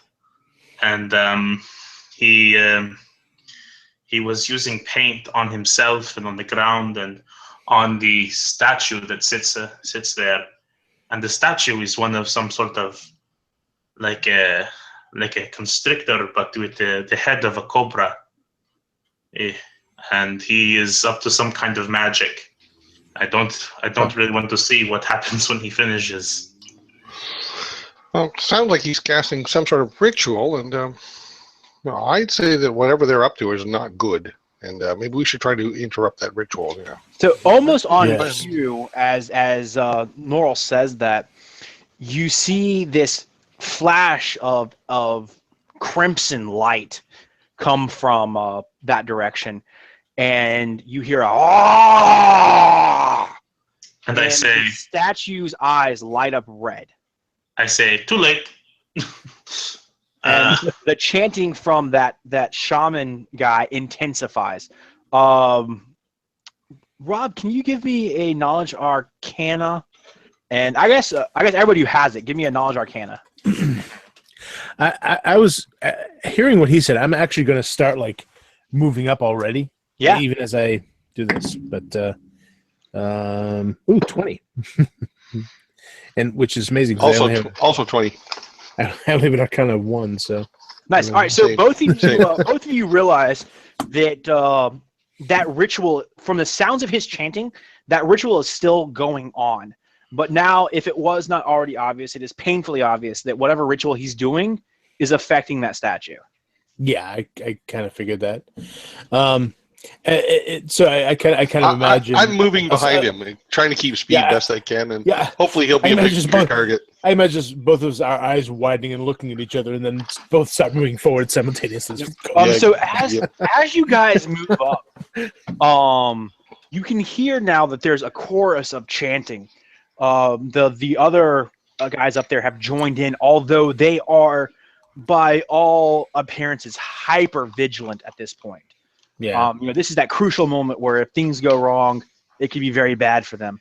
So they are hyper vigilant, and they're chanting in a supportive role for whatever is going on. The spirit world to you, Dundu, is hushed for a moment, just completely silenced. And the chanting has intensified, but there are words that are coming out of it that are almost familiar. They're ones that you've heard in some of the stone shaping magics that you've never necessarily participated in, because that's a very special magic. But Right. they're familiar enough that you keep thinking that you hear some of those terms. Mm-hmm. Yeah. So, I about how far away are we from them, roughly? Well, let's say that you can sort of rush up silently. I know that's silly. For the first, 500-600 feet. So maybe you guys are 200-300 feet from them at this point before it becomes that moment of, holy, you gotta slow down. I'm definitely gonna let my companions be as loud as they want, but I'm going to be very stealthy in my approach, and almost kind of breaking off, kind of like if they're moving straight, I'm kind of veering off a little bit to the side of them, kind of trying to once again approach stealthily, and I also have my short bow out. Okay. Yeah, as I'm moving up, I'm kind of swinging my or already kind of swing my my sling at my side as I begin kind of moving up as kind of I imagine it's sort of as a kind of crouched run as I'm heading up in that direction. So everyone with who is urgency. attempting to move without being seen, go ahead and give me a stealth roll. And if you're not doing that, then you can go ahead and take whatever action you're planning on taking. 18. Okay. Yeah, I'm not going to be as concerned about stealth, because my concern is to stop whatever this this sorcerer is doing. So I'm just going to move up as close as I can before loosing a stone at him to hopefully disrupt him. Okay. So the three guys, those three are staring off in different directions, and they don't seem to notice you. But the bent over the shaman, he stands up abruptly. He turns, his eyes are red, and he extends his hand vaguely in your direction. Mm-hmm. And you hear this guttural hiss of "Stop them." And you guys can roll initiative. All right. Okay. I got a plan. 15. I got a 12. I got a crazy plan. All right. So It sounds crazy, but it just might work. 15, 12 for Dundu. 12, and Sadly, 8. I only got 8. No problem. Well, let's see here. Yeah, it could be a It's a problem. problem for my plan. Yeah, it could be a problem. At least I'm behind the human. A big tall human. So I got him. Yeah, I at least get partial cover from you. him. Wow, I rolled terrible for initiative. So Aaron, you and the guy who, I'm gonna go and switch pictures again here. You and the gentleman in the middle here, the one who appears to have no weaponry. You guys are acting simultaneously. You see he takes a step up onto a stone block, and he leaps forward, traveling about 20 feet before he lands on the ground. Very, very, not acrobatically, but very well trained. Is it possible that we could look at the picture of this structure as sort of a reference point? Nope, wrong one. Yep. No, we can't. No. Blah, blah, blah, blah. This thing. That's the guy. Oh, there it is. Okay. So essentially what he has done, and let's see if I can zoom in here. Mm-hmm. All right, so he had all this is going on right in this general vicinity. There just happens to be a Right. snake statue there, and he has jumped from this point here to this point here. Wait, I don't see your pointer. So Oh, sorry. Let me try this again. He jumped from this point here Yep. I see to it now. this point here. Gotcha. Thanks. Everybody else is pretty much concentrated in this area. That is where the snake statue and the glowing red-eyed guy is. Gotcha. The bow guy is over here. The sword guy is up here, and the other gentleman has jumped down here. Okay. And So- it is Aaron's turn. What was that? Is that real gold in the temple? It has a metallic sheen to it, but you're not sure. Just asking. Yeah, just for a friend. I Don't be a fool. I steal the temple. yes. My What happened to the Crosby game? I'm telling you. The shaman seems to be sort of the two magic users who I look up to as part of my sort of superstition and my religious beliefs is that they tell me the guy that's doing the ritual is trouble. So I see him as the threat. So what I'm going to do is try to get in range and sort of in a kind of be in a sort of line of sight that I can hit the shaman. Okay. Hit the shaman with. I have a short bow. Okay. A glare. Yeah, you can basically Cunning remark. go out towards the middle of the path here. You know, not Uh-huh. the dead center, but if you head out in this general vicinity, you will be able to get a good beat on him. He's no longer crouched or anything. He's sort of standing there in a very Mum-Ra-esque pose, staring down the world. He's not even looking at you guys. Yeah. I realize that my my cover or my hiding will be blown once I attack. But is there a way for me to kind of position myself so that I'm still around stuff that I can maybe like duck back into or possibly Partial cover? Partial, yeah. Like if I wanted to. I suppose you could try and move in a direction like this to give yourself partial cover with these stones and that bit of the stair. You'll be standing in water, but like that bothers you. But there is no good place in this opening. Like I said, this is pretty much a clear field, minus the reeds that are growing on the sides of these lakes. So that would be difficult. But if you wanted to move up into here, so maybe the shaman and the archer didn't have a direct line on you, you could do that.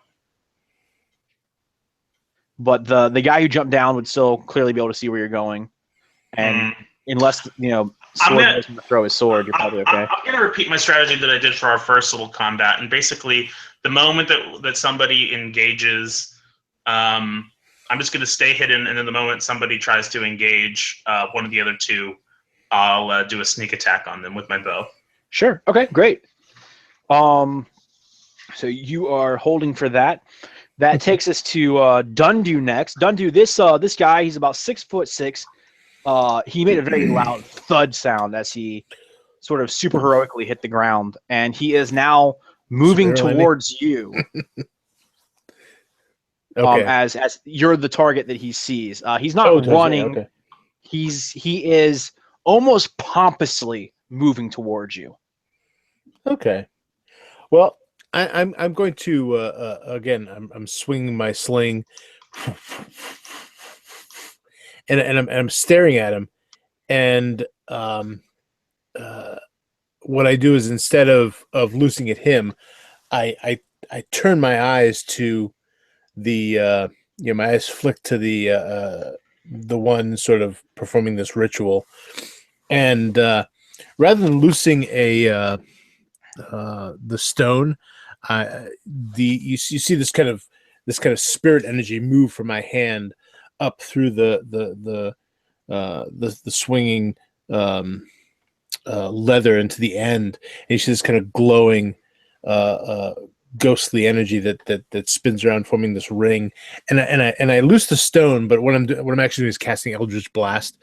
So you see this ghostly image kind of shoot towards this this caster and Sure. hopefully hit the hell out of him. Let me see if I can do that.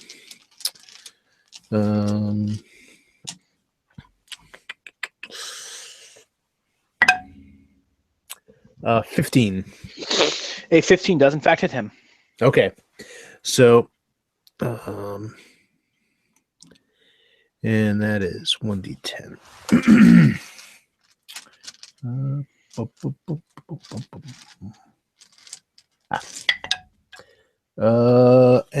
Seven.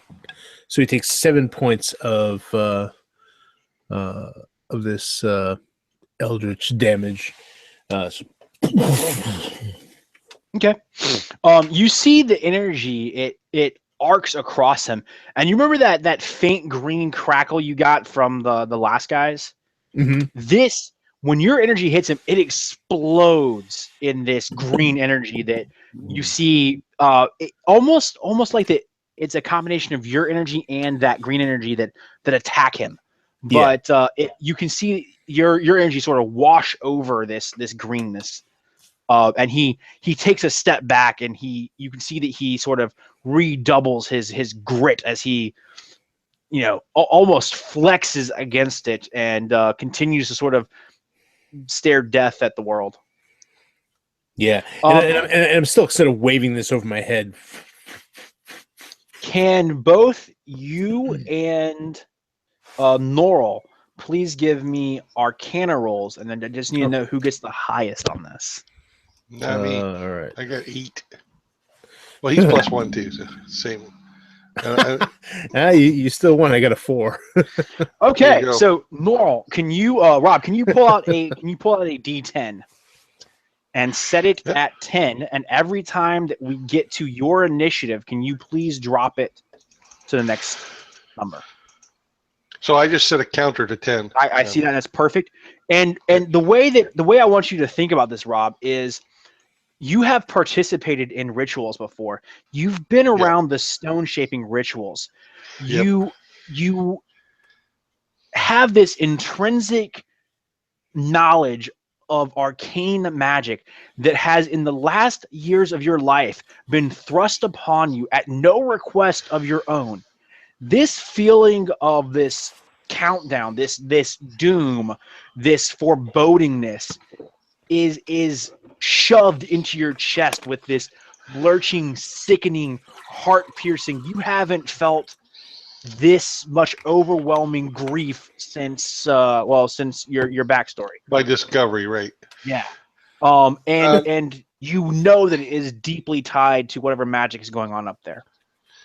Okay, so these items he has laid around to him, it's clear to me that they're part of the ritual, right? Like components of the ritual. It seems that those items, outside of the markings on the floor, the markings on himself, and the markings on the statue, are probably spent.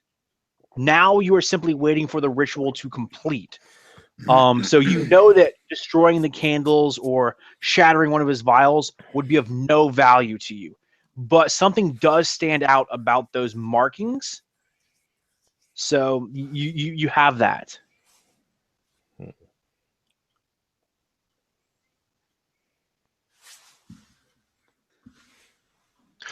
Okay, so I had to change my plan. So here's what I'm going to do then. I'm going to, if I'm in range, am I in range to, like, how far away am I from this guy? How far away do you want to be? So at the Well, bottom, 120 feet. At the bottom of the stairs is 30 feet with a little bit of elevation. So I'm okay. I got 10. So I'm gonna go running. Just gonna go veer to the right of Dundu in front of me as he's confronting this thing. I'm just veering to the right so I can see this guy, and I'm going to unleash 3 magic missiles. Okay. I'm going to have one hit him, one hit the archer who's near him, and one slam into these stones, like wherever they're painted, whichever might be the most susceptible. Like you said, on the ground, the statue, or on the ground. Right, I'll hit the statue then. Okay. So one magic missile at the statue, one at the archer, one at this guy.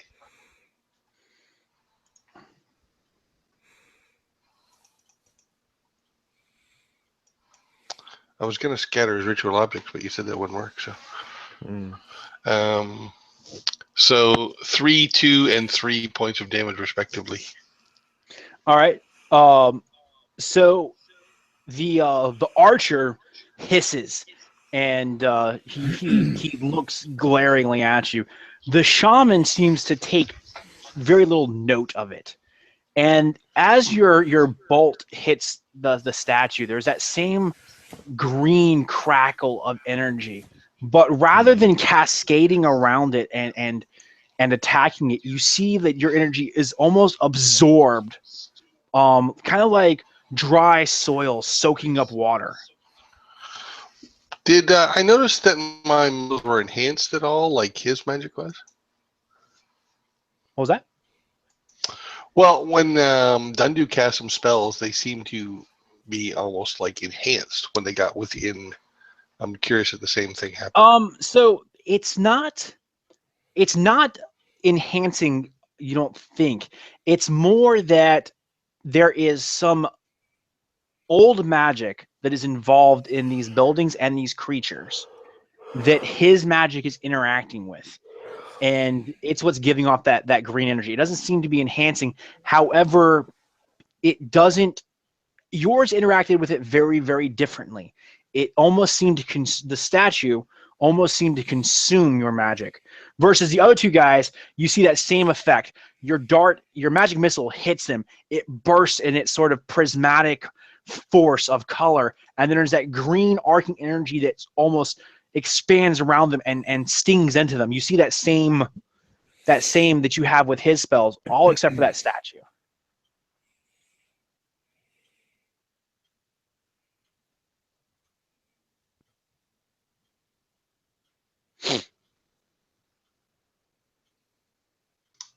Hello.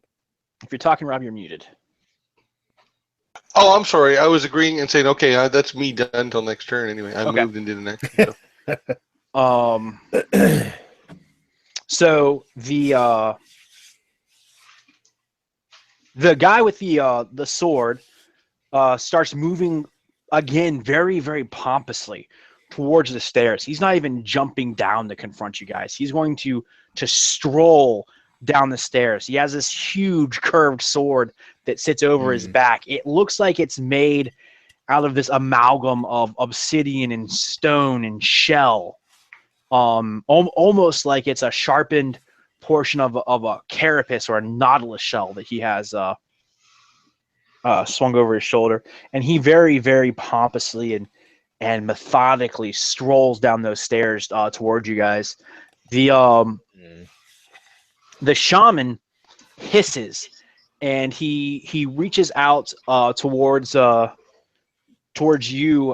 Norl, and he is going to attempt to hit you with a little bit of magic here. He's concentrating and still casting a spell. That bastard. Okay. It misses. Or casting a ritual spell. All right.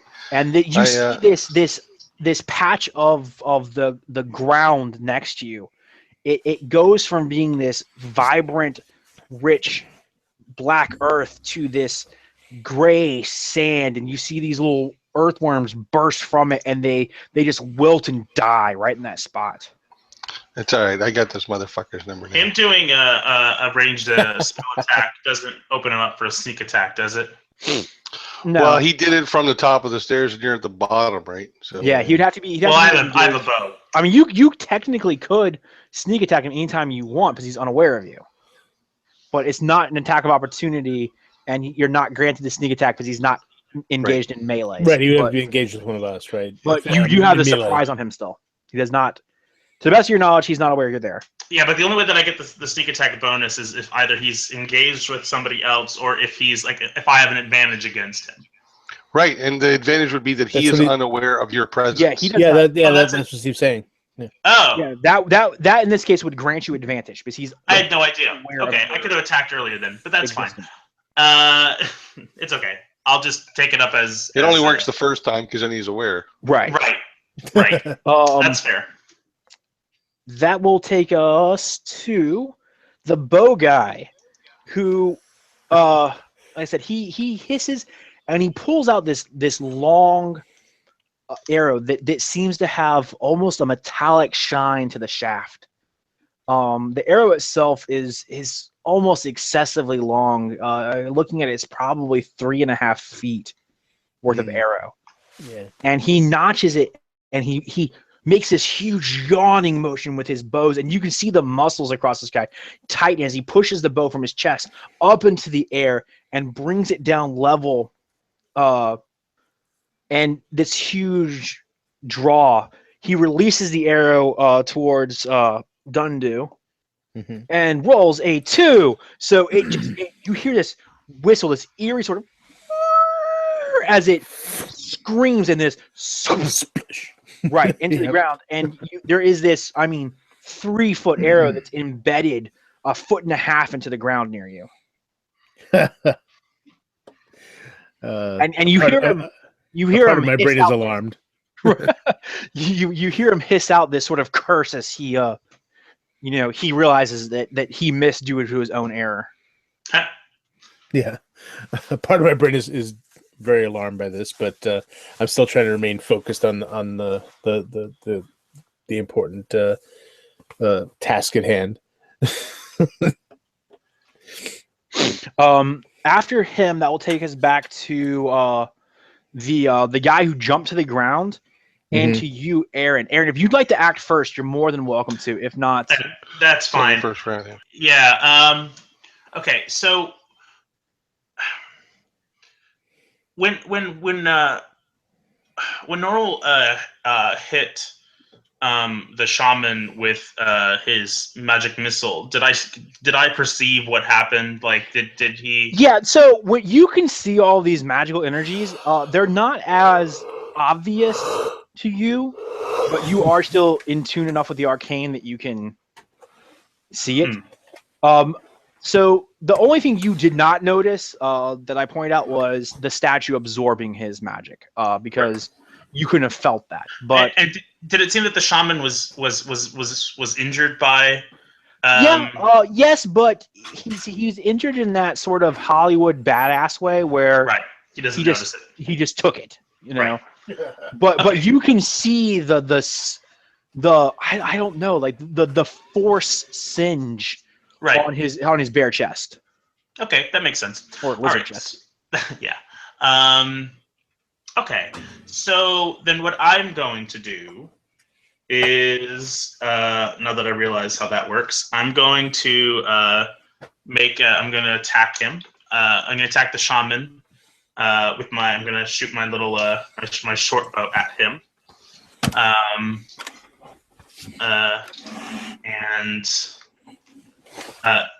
So I do I get advantage because I'm sneak because I'm hidden to it? He doesn't realize I'm there, or do I just roll a regular attack?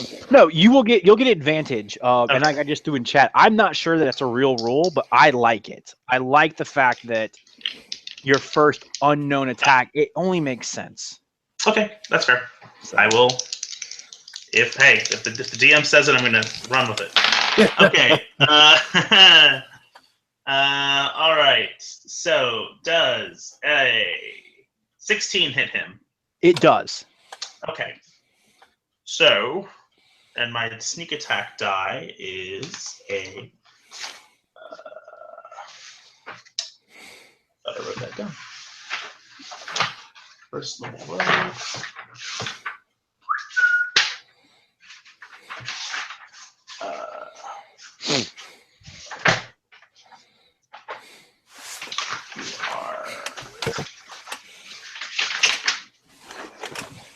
Almost there. Here we go. Sneak attack is a d6. So basically 2d6 plus 3. All right. That's 2. That's 2. So 7. 7 points of damage. So almost as though he's a huge jackass. You see as your arrow flies towards him, he raises his clawed hand, and you see this little bit of magic start to sort of spread out from his hand in this sickening green shell-like deal, and then you see him smile, and your arrow digs into his shoulder as the magic just glides back into his hand. You get the impression that he was going to use a spell, but decided it wasn't worth it. Oh, well, I'm so impressed. Okay, I'm actually going to set myself up. So I see that I saw that that Norrell attacked the statue, and kind of I saw sort of the first half of this ritual a little bit. So I have a plan, and that's going to involve me kind of. I know that they can see me right now, but eventually I'm going to hide. But for right now, I'm going to try to like walk around, kind of if I'm approaching kind of to my right. Going to try to like kind of walk around them. Yeah, sort of on the outside, around the perimeter. Eventually, going to hide and going to try to come up from behind them. But that's my. So basically, I'm going to use my movement to. So when you get to this area, are you going to traverse through the water here, or are you going to walk around this little stone wall? I'm going to. I think it'd be cool if I'm like balancing on the stone wall. Okay, it's 5 feet wide, so that's not so bad. 5 feet, but that's sidewalk. great. Yeah. Let's see. So all right. So the guy who landed on the ground is still walking towards Dundu there. And as he does so, you see that he thrusts his hands out in front of himself, and he starts somewhere between weaving magic and a kata. Okay. And you see that this orb of inky blackness just all of a sudden just spreads out from him 30 feet. And so Dundu and he and Norrell are now enveloped in darkness as per the spell. Huh. And that is his action. That just takes us to Norrell, actually. All right, can I get a recap, at least before the lights went out, who was where? Okay, so you have isn't my initiative before Norrell? Yeah, it would be his turn. Oh, I'm before sorry. mine. I read initiative as 7. I'd still like to know. So the recap. Oh, yeah, that's fine.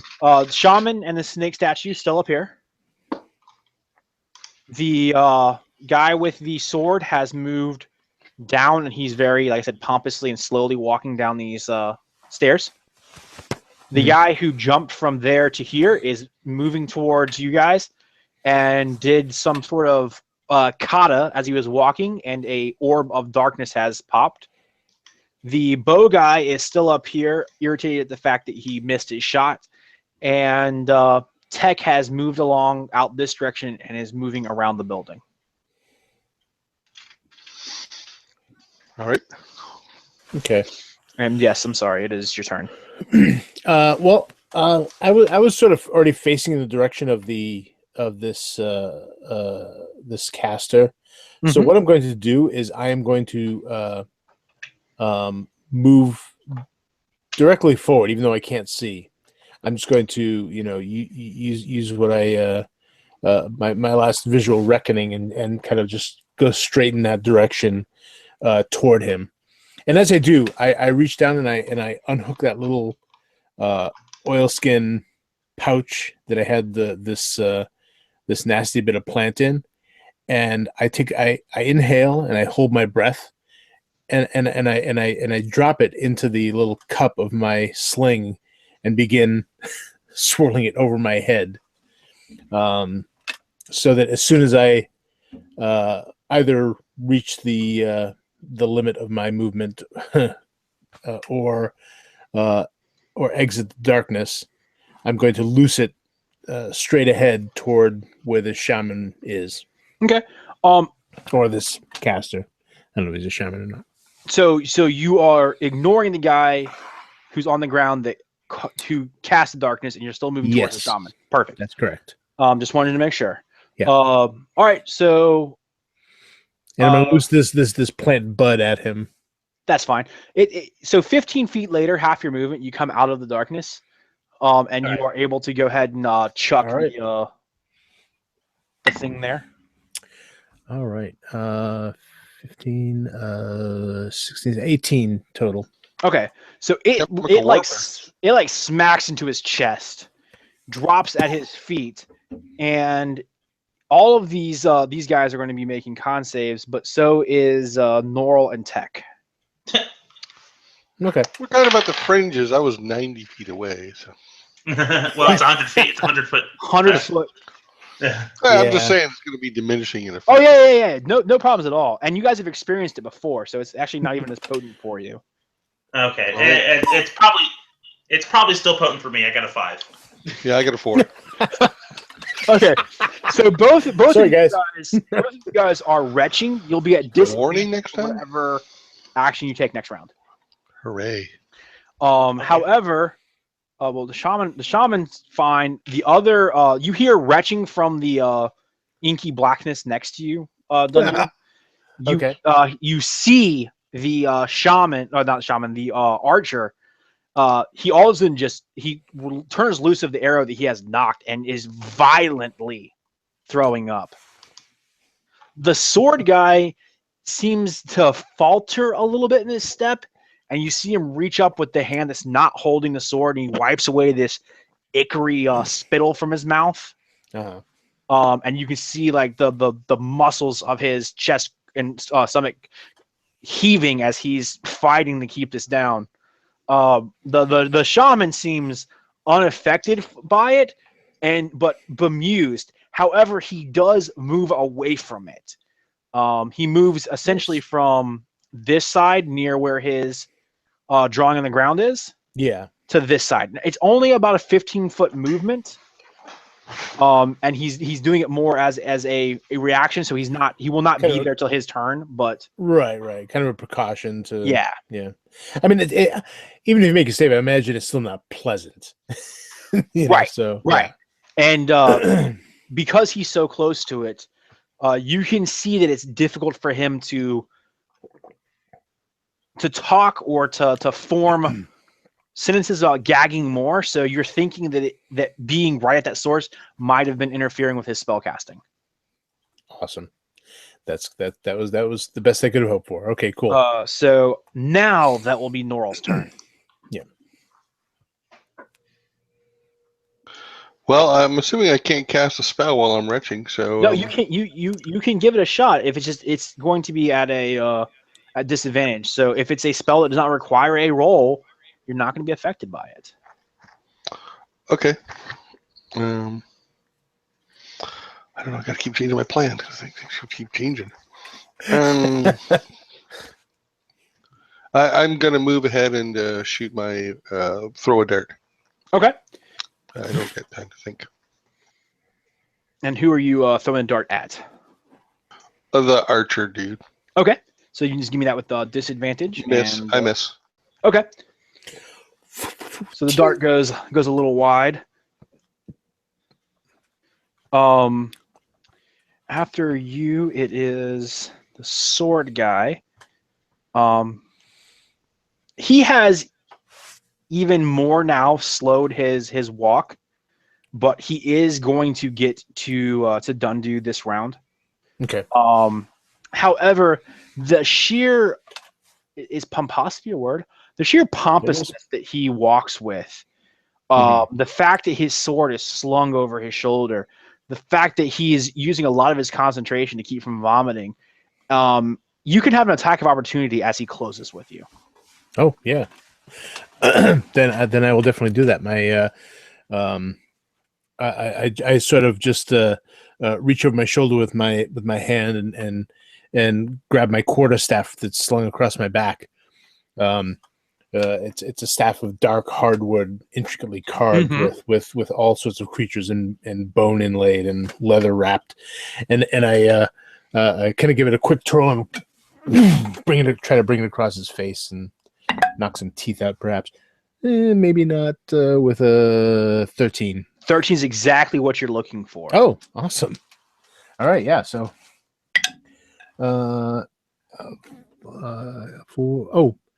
and actually, yeah, 7 points of damage.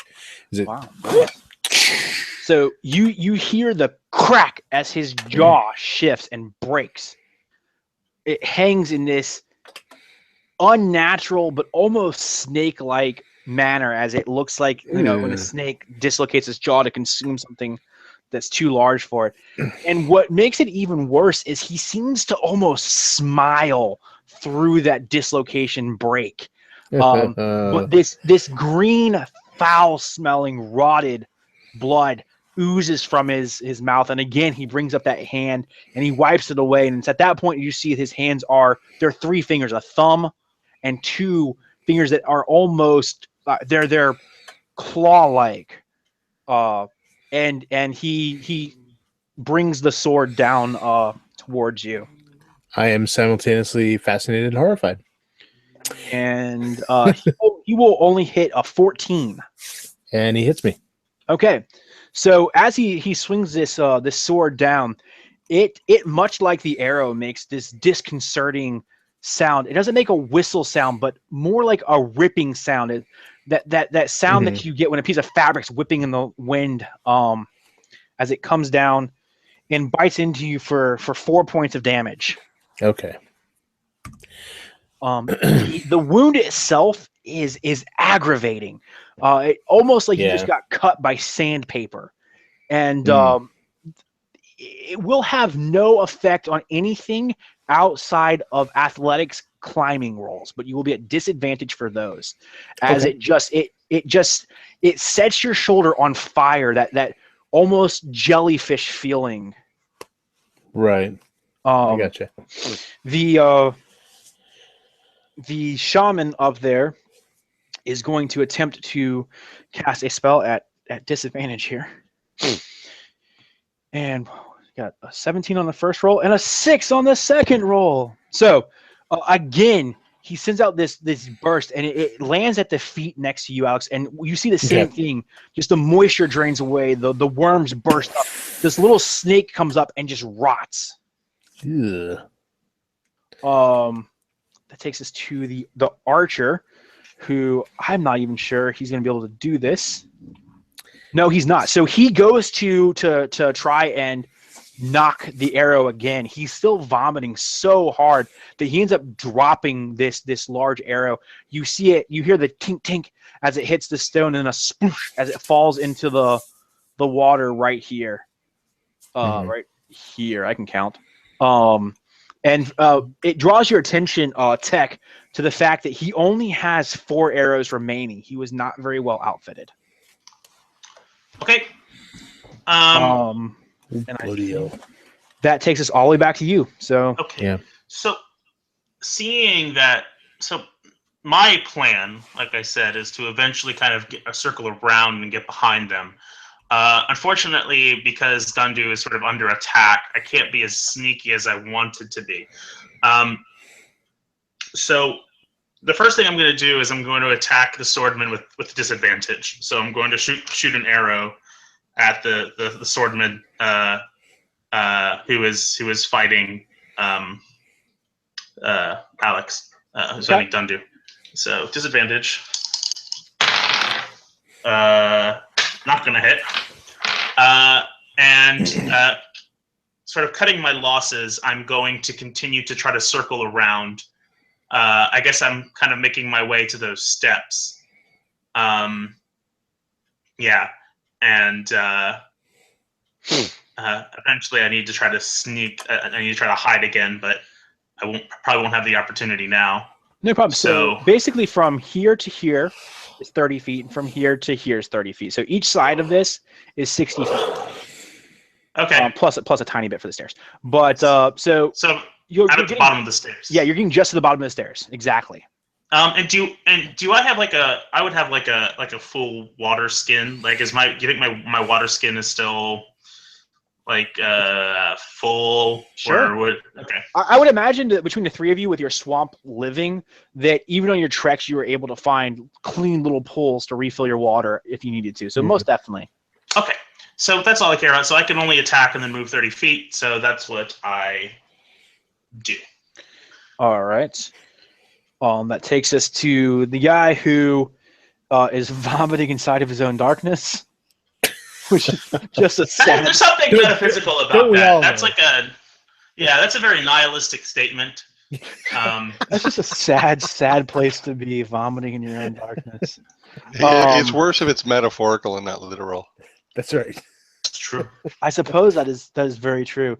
He will, however, come out. The darkness just fades, and it sort of almost looks like it drains into the swamp or into the jungle area around you. And he comes out, and he is going to take a swing at Norl. So what you see is the darkness, it fades, Norl, and then this guy starts. He's not charging. He's sort of running, jogging towards you, and as he gets there, he almost like a third base slide slides into you with this sweeping leg kick. Well, he would have had to go past Dundu to get to me, right? Yeah, but Dundu's already used his attack of opportunity. All right. And he critically misses. So yeah, you see him, he slides, his foot hangs up on one of the stones, it trips him up, and he just sprawls on the ground at your feet. Okay. Rather embarrassingly. So is the counter now down to? I'm sorry, we're not in Norl's turn yet. 7. Never mind. It's 7. You can see Okay. it. But that will take us to Dundu. Okay. I've been doing it at the top of the round. I gotcha. Yeah, I'm still focused on this this caster, though. I feel he's our greatest fear at this point. So, I'm going to not much to do here. I'll again swing this. Putting this little white stone in the sling and slinging it around, and again, instead of releasing the stone, I release this ghostly spiritual blast of eldritch energy that just reaches out towards him and attempts to grab him and throttle him. Hopefully,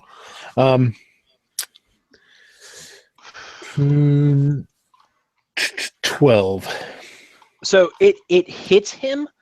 Mm-hmm. But you see, what a snake skin looks like when it's shed. You see this skin just slough off the air around him and fall at his feet and dissipate. Yeah. Okay. I think I know what that is. Norl.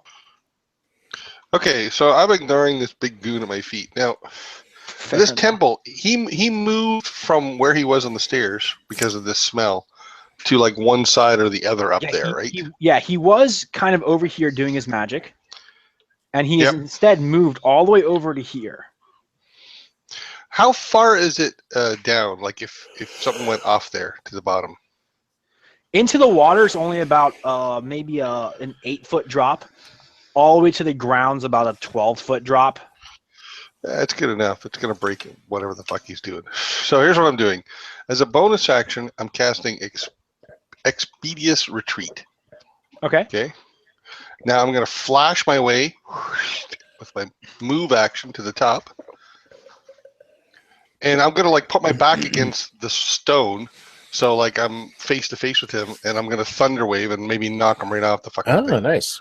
Okay. So at the top of the stairs, just so you know, you now have the snake statue right here, yourself, and then the shaman kind of here that you're about to try and launch off of. Right.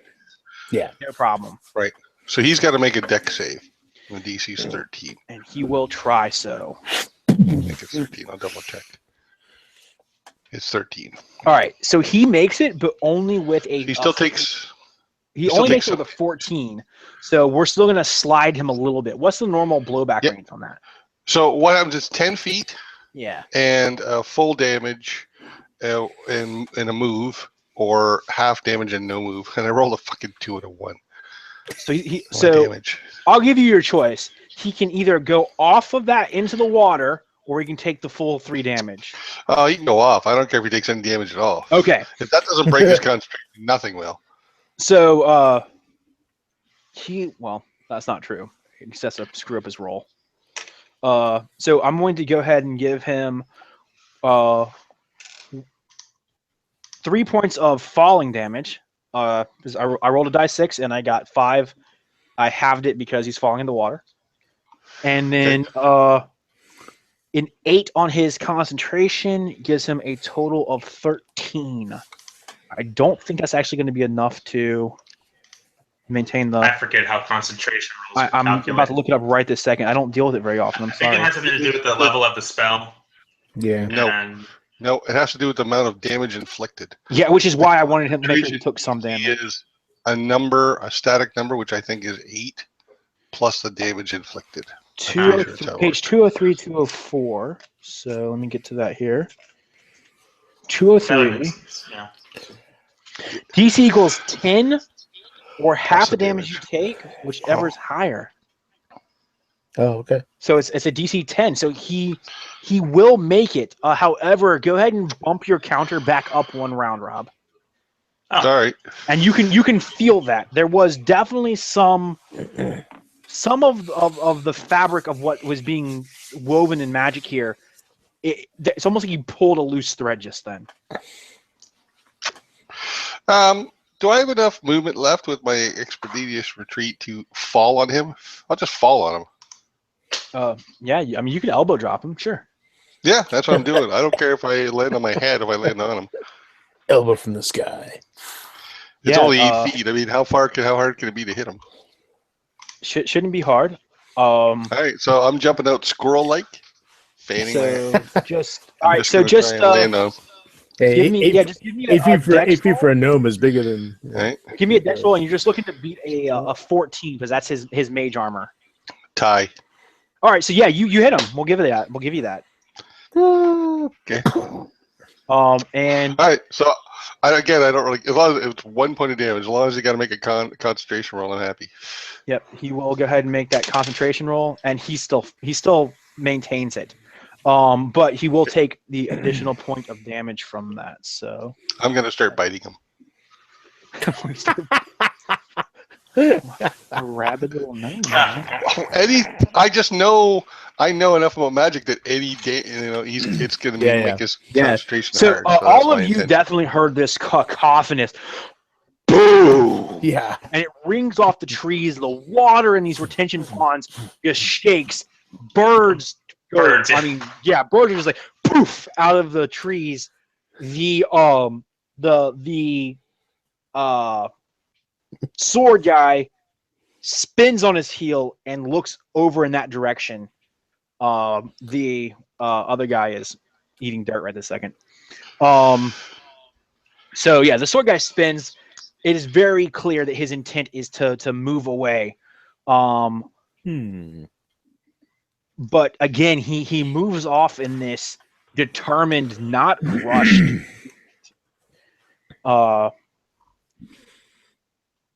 This is new initiative, so if you want to take the attack of opportunity, Alex, you can. Yeah. So I'm going to. If he's still down, you have an advantage too. Yeah, I'm gonna spin the my staff over my head and make a low swing at his legs. Nice. Natural 20 with a 3. So 23.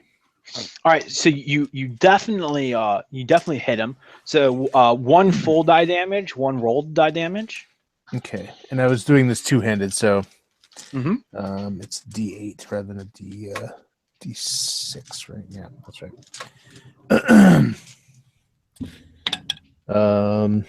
So 8. It takes a total of 15 points. Okay, that is actually enough to kill him. Oddly. Oh, cool. I'm not sure how you killed him by hitting him in his legs, but if you want to explain that to us. Well, let's say that I Maybe when his head hits the ground. Yeah, I was gonna say maybe yeah, I was gonna say maybe I just swung low and caught him in his lower back. So swing low, crack him right across the spine. See this loud crack as he kind of reels back, and then I bring the other end of the staff down into his temple, knocking him sideways into the mud. So he sounds somewhere between a hissing snake and a deflating tire as he hits the ground. You just hear this sort of after the echoing of multiple broken bones as he just slumps to the ground lifeless, and his eyes immediately take on the way the eye looks when the snake's molting, that grayed over look. Yeah, his eyes immediately take on that look. These don't seem like natural living things that I've seen before. The shaman is going to attempt to smack you one more time. And by that, I mean he's going to fight with the little gnome on top of him. Yep. So what is he going to do here? He's going to eat a gnome. Yes, he just he's going to dislodge his lower jaw and try to swallow the gnome whole. That would be awesome. Don't think that's what's going to happen. I'll press my self-destruct button. That just gave me a great idea of for my world, there could just be like a giant snake that like eats just halflings and gnomes all the time. And maybe dwarven children. Yeah, right. Yeah. For snacks. Okay, so Rob, you see that he extends one finger towards you, and he just rakes the air in front of you. Face. Yeah, he rakes the air in front of you, making this quick symbol. It looks like a V that has a line bisecting it. And isn't that upside down A? No, I'm not, so that it's truly bisected. Like, oh, okay. Yeah, I'm sorry, I don't know the term for it. Like it's like there's 3 lines. Vertical axis along that. Yeah, sure. Let's go with that.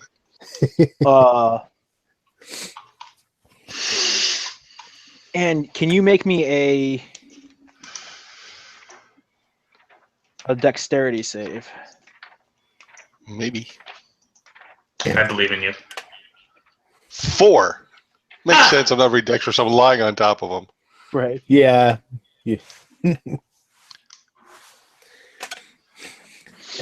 Okay. My dexterity move was to turn my head. Right. He set you on fire with his mind. No. This green orb appears in between the two of you and bursts on both of you. Ooh, acid probably, yeah. That's very good. Okay. I had a better idea in mind for this bastard. Okay. So that's going to be 6 points of acid damage. Ow. And he's also going to take it, but there's no particular thing to avoid that. Wow. Okay, so you see he screams as the acid hits him, and his eyes start to lose the glowing redness. I scream right along with him. Screaming in each other's face. Why did you do that? That was not very smart. What the hell? Why? And then, for purposes of what's going on, Rob, can you change the counter to a 3? Okay. And you know that has more to do with him now, that something has backfired in the spell. Okay. And that you don't want to be near him. Okay. He's dead. He's that. It's the bow guy. He's going to attempt to draw another arrow. Wow, he rolled a 2. So yeah, he can't get an arrow out to save his life right now. Literally. Quite literally. And that will take us back to Aaron. All right. So if I move 30 feet, will that get me to the top of the stairs? Yeah, Will it get me? definitely would. Would it get me to the archer? If you yeah, you could get to the archer with a little creative movement. You know, running up most of the stairs and then leaping the last little 5 feet so that, That you're corner, cutting that corner off. Yeah. Basically, what I'm doing is I'm running and then I'm putting in my bow and I'm taking out my short sword. Okay. And I am and upon that leap across that little corner, I am slashing out with my sword. The crocodile tail smacks you, and no. Yes. So yeah, just doing a little bit of my fanciness. Yeah, I will swing with my sword.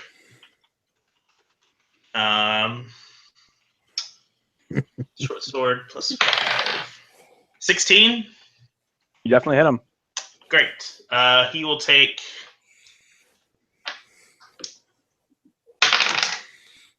6 damage. Okay, that looks like it really hurts him.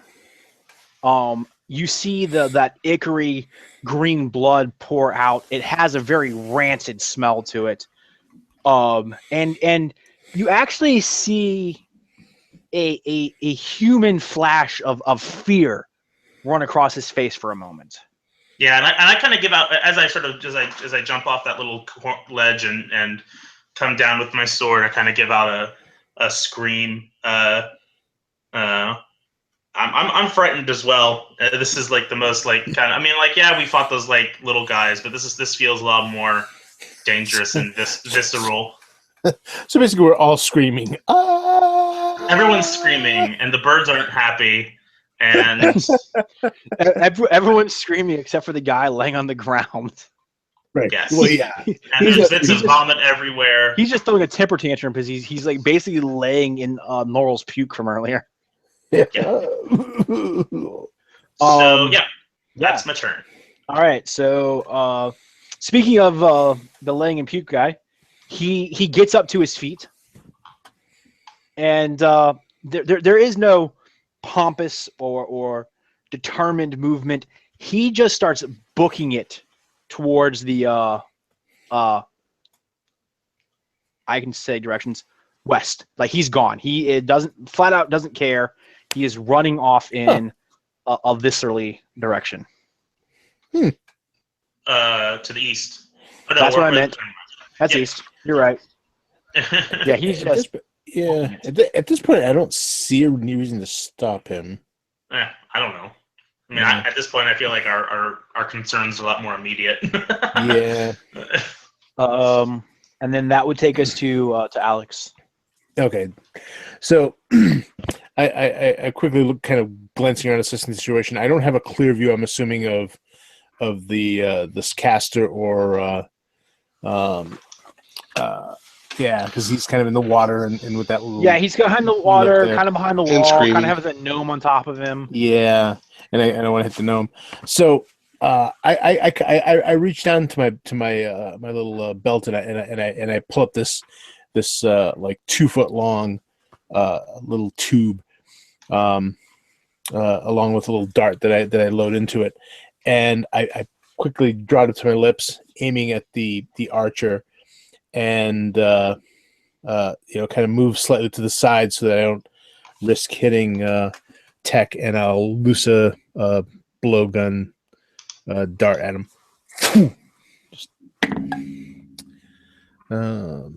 Okay.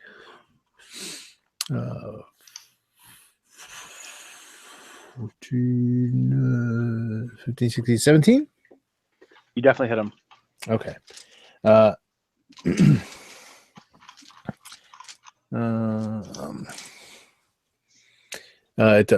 I don't have to roll this. It only does 1 + 3, so there's 4 points of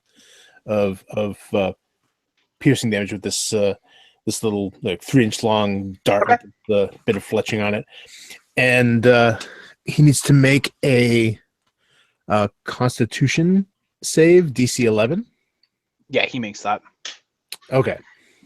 So anyway, he takes a little bit of damage from this dart, Yeah. Sticks into him.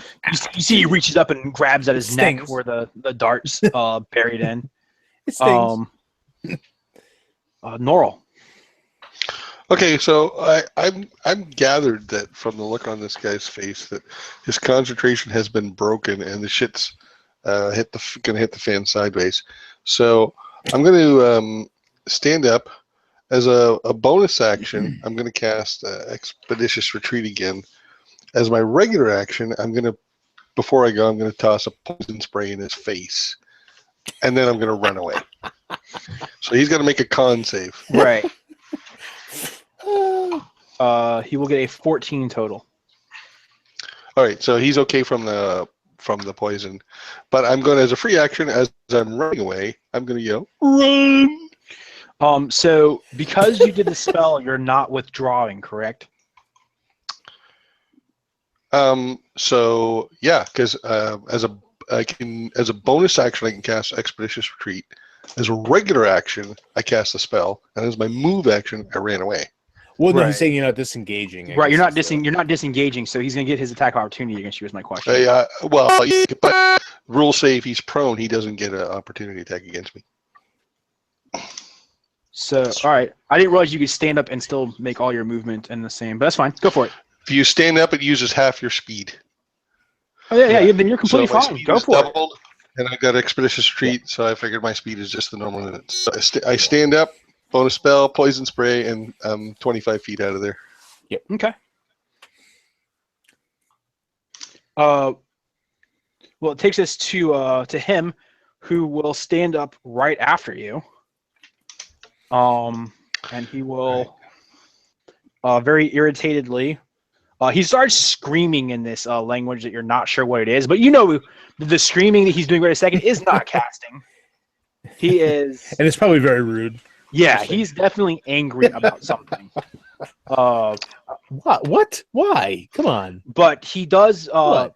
He makes some quick movements with his fingers and his talons, and he releases a series of magical missiles at you, Rob. They're only going to hit you for 3 points of damage total, because I cannot roll to save. Okay, that's okay. That's enough. I faceplant. I only have 2 left. Yeah, I figured. So, all right. So Norl goes skidding. The shaman does that spell. He is screaming frantically, but you can see that in the scales that make up his skin, they're starting to crack apart, and there's this glowing red energy that is emanating from them. So we're now at 2, right? In terms of the round. Yes. Yes. Sorry.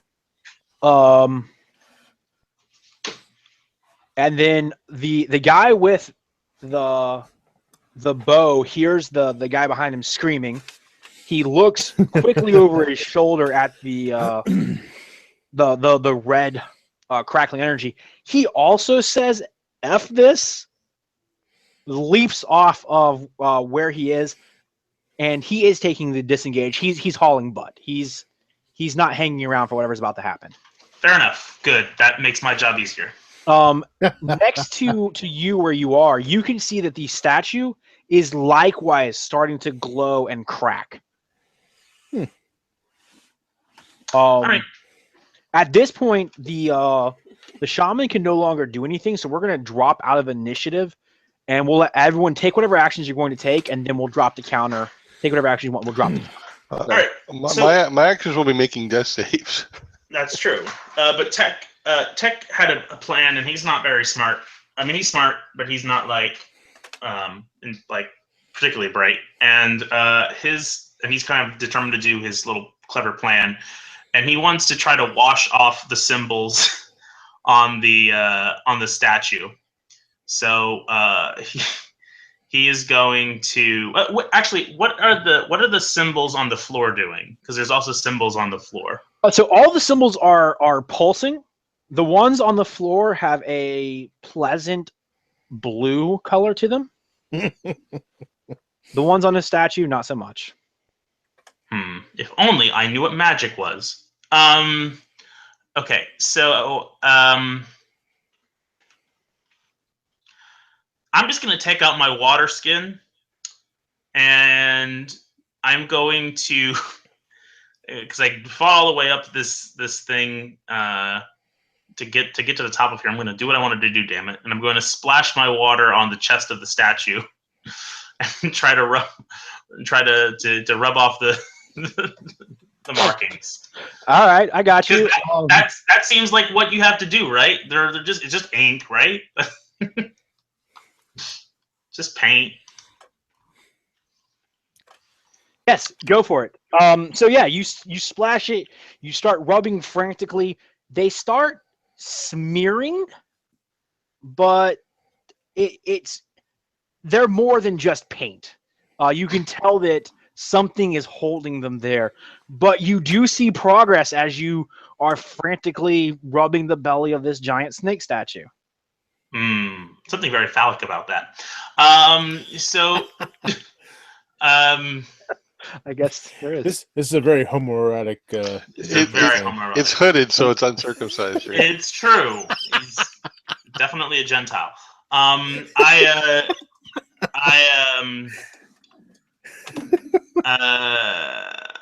guess I'm just gonna make my own little intelligence check for Aaron. Oh, I got a natural 1. I keep rubbing the steak belly. All right. Rob, did you make your death save? Not till it's my turn. It's not till my turn. Yeah. Alex, what are you doing? Well, I see him, face plant and look in bad shape. So, kind of looking around and sensing the danger, I shout to Tech. Yeah, my last words were run.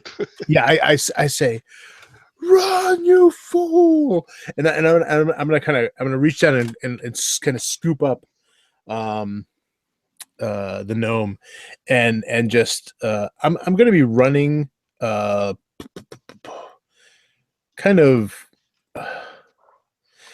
looking at the picture. I'm going to be running toward basically in the same direction that the archer ran. Yeah. Kind of perpendicular to this. I feel like I'll be able to get, or if I can even actually kind of even run around, maybe more to the up that. Yeah. Because that way, even if something bad happens, maybe the structure will help shield us a little. I don't know. Sure. Because so I'm gonna grab him, kind of run around that way, and I'm just going to, sprint. So full run as much as I can. Now, how much does he weigh? I mean, he's a gnome. He can't weigh that much. 35 pounds, I'd guess. Okay. Yeah. I mean, I'm not terribly strong. I'm at strength of 10, so average. But 30 pounds, it's not too bad. So and you're also not carrying a whole lot right now. Right. Yeah. I travel light. So yeah, I just kind of under my arm, and I'm like splash. Getting as far as I can. and I did shout for Tech to run. So right. If he refuses my sage wisdom, I can't help that. All right. And then Rob, your saving throw. Right. I will do what I can. One on the good side. Oh, good. Awesome. I'm holding his spirit in, is what's happening. Okay. I'm shouting him to hang on. Don't go into the light, little man. Rob, take a look in chat, and if you can answer me that question, please. All right. So, Tech, you are busy scrubbing and trying to end this foul magic. The shaman he's moving around slowly, and he's kind of plotting this direction with his arcane energies just beginning to glow and emanate from his body. And what I need to know is high or low better for you? Wait a minute, which of us? For you. Oh.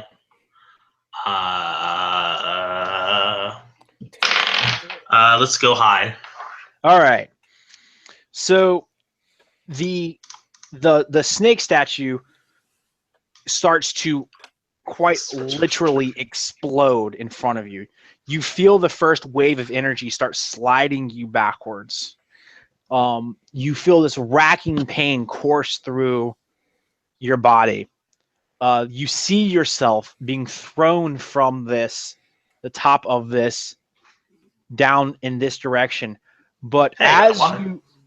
as you are falling, you all of a sudden see this woman who is standing out. She's in front of a hut, and she looks forlorn. You can see that she's holding a small doll, but the doll looks articulated, almost like you could use her like a marionette. And the doll's laying very limp in her hand. And as you go sailing backwards, you see this strange figure who kind of looks almost like an idyllic version of Dundu. Maybe like you think that might be how Dundu sees himself. So he looks a little smarter. He looks a little stronger. Hey. He's got this look about him that says he's a little more in tune with nature and the spirit world. And you see these other figures, ones in clothing that you don't recognize. Some of them holding these crystals like that you're searching for. Some of them with kind of very similar to that wand that you saw earlier. Some of them are even using their crystals to light sconces and such, and they all are in one stage or another dead. Their heads are hanging on by a thread. They've been run through. They're disemboweled. All of them, except for the more pristine version of Dundu and this lady. And as you are collapsing towards the water, you see the lady. She throws this marionette towards you, and she says, "Tell him that Delia is still alive." And then you splash into the water, and you're going to take 9 points of damage. All right, I'm unconscious. And as you hit the water and your eyes roll back, the marionette materializes in your hand. You are going to awaken post explosion with 1 hit point. The temple here is destroyed. The snake is sprawled down the stairs and out into the path, almost like it was trying to slither away from the explosion. Pieces of it are blown all over the place, and perhaps more disgustingly, pieces of the shaman are blown all over the place. You don't see your friends anymore, but there is this eerie calm and quiet as the jungle tries to figure out what to do with that very large explosion. And I know it's 1 o'clock Rob's time, so we're going to stop there. With you sort of lying on your back, that temple blown out of the way, you are staring up over the top of the trees, and you see the cliffside temple complex of the little brother, and you can just feel the energies of those crystals beckoning you inside. And where are Dundu and I at this moment? We're He ran off with you up that direction, so however far away he is, you guys basically dodge out of the way of rubble, maybe taking a point or so of damage. Those little pebbles pelt you, but you're not too far away. I mean, it'll take you a matter of moments to, once you're back in this area, to find Tech. Okay, so we're ending the sessions with 2 people unconscious. Interesting. Well, I'll be stabilizing you at least as soon as right after the explosion, because I can. I'm conscious, actually. I have a. Oh yeah, right, yeah. I have a my medicine, my spirit bag. I can I can use as an herbal bag. So Hey, I came out of that with a hit point and a doll. I think I won. No contest. yeah, but I got a gnome who owes me a favor though.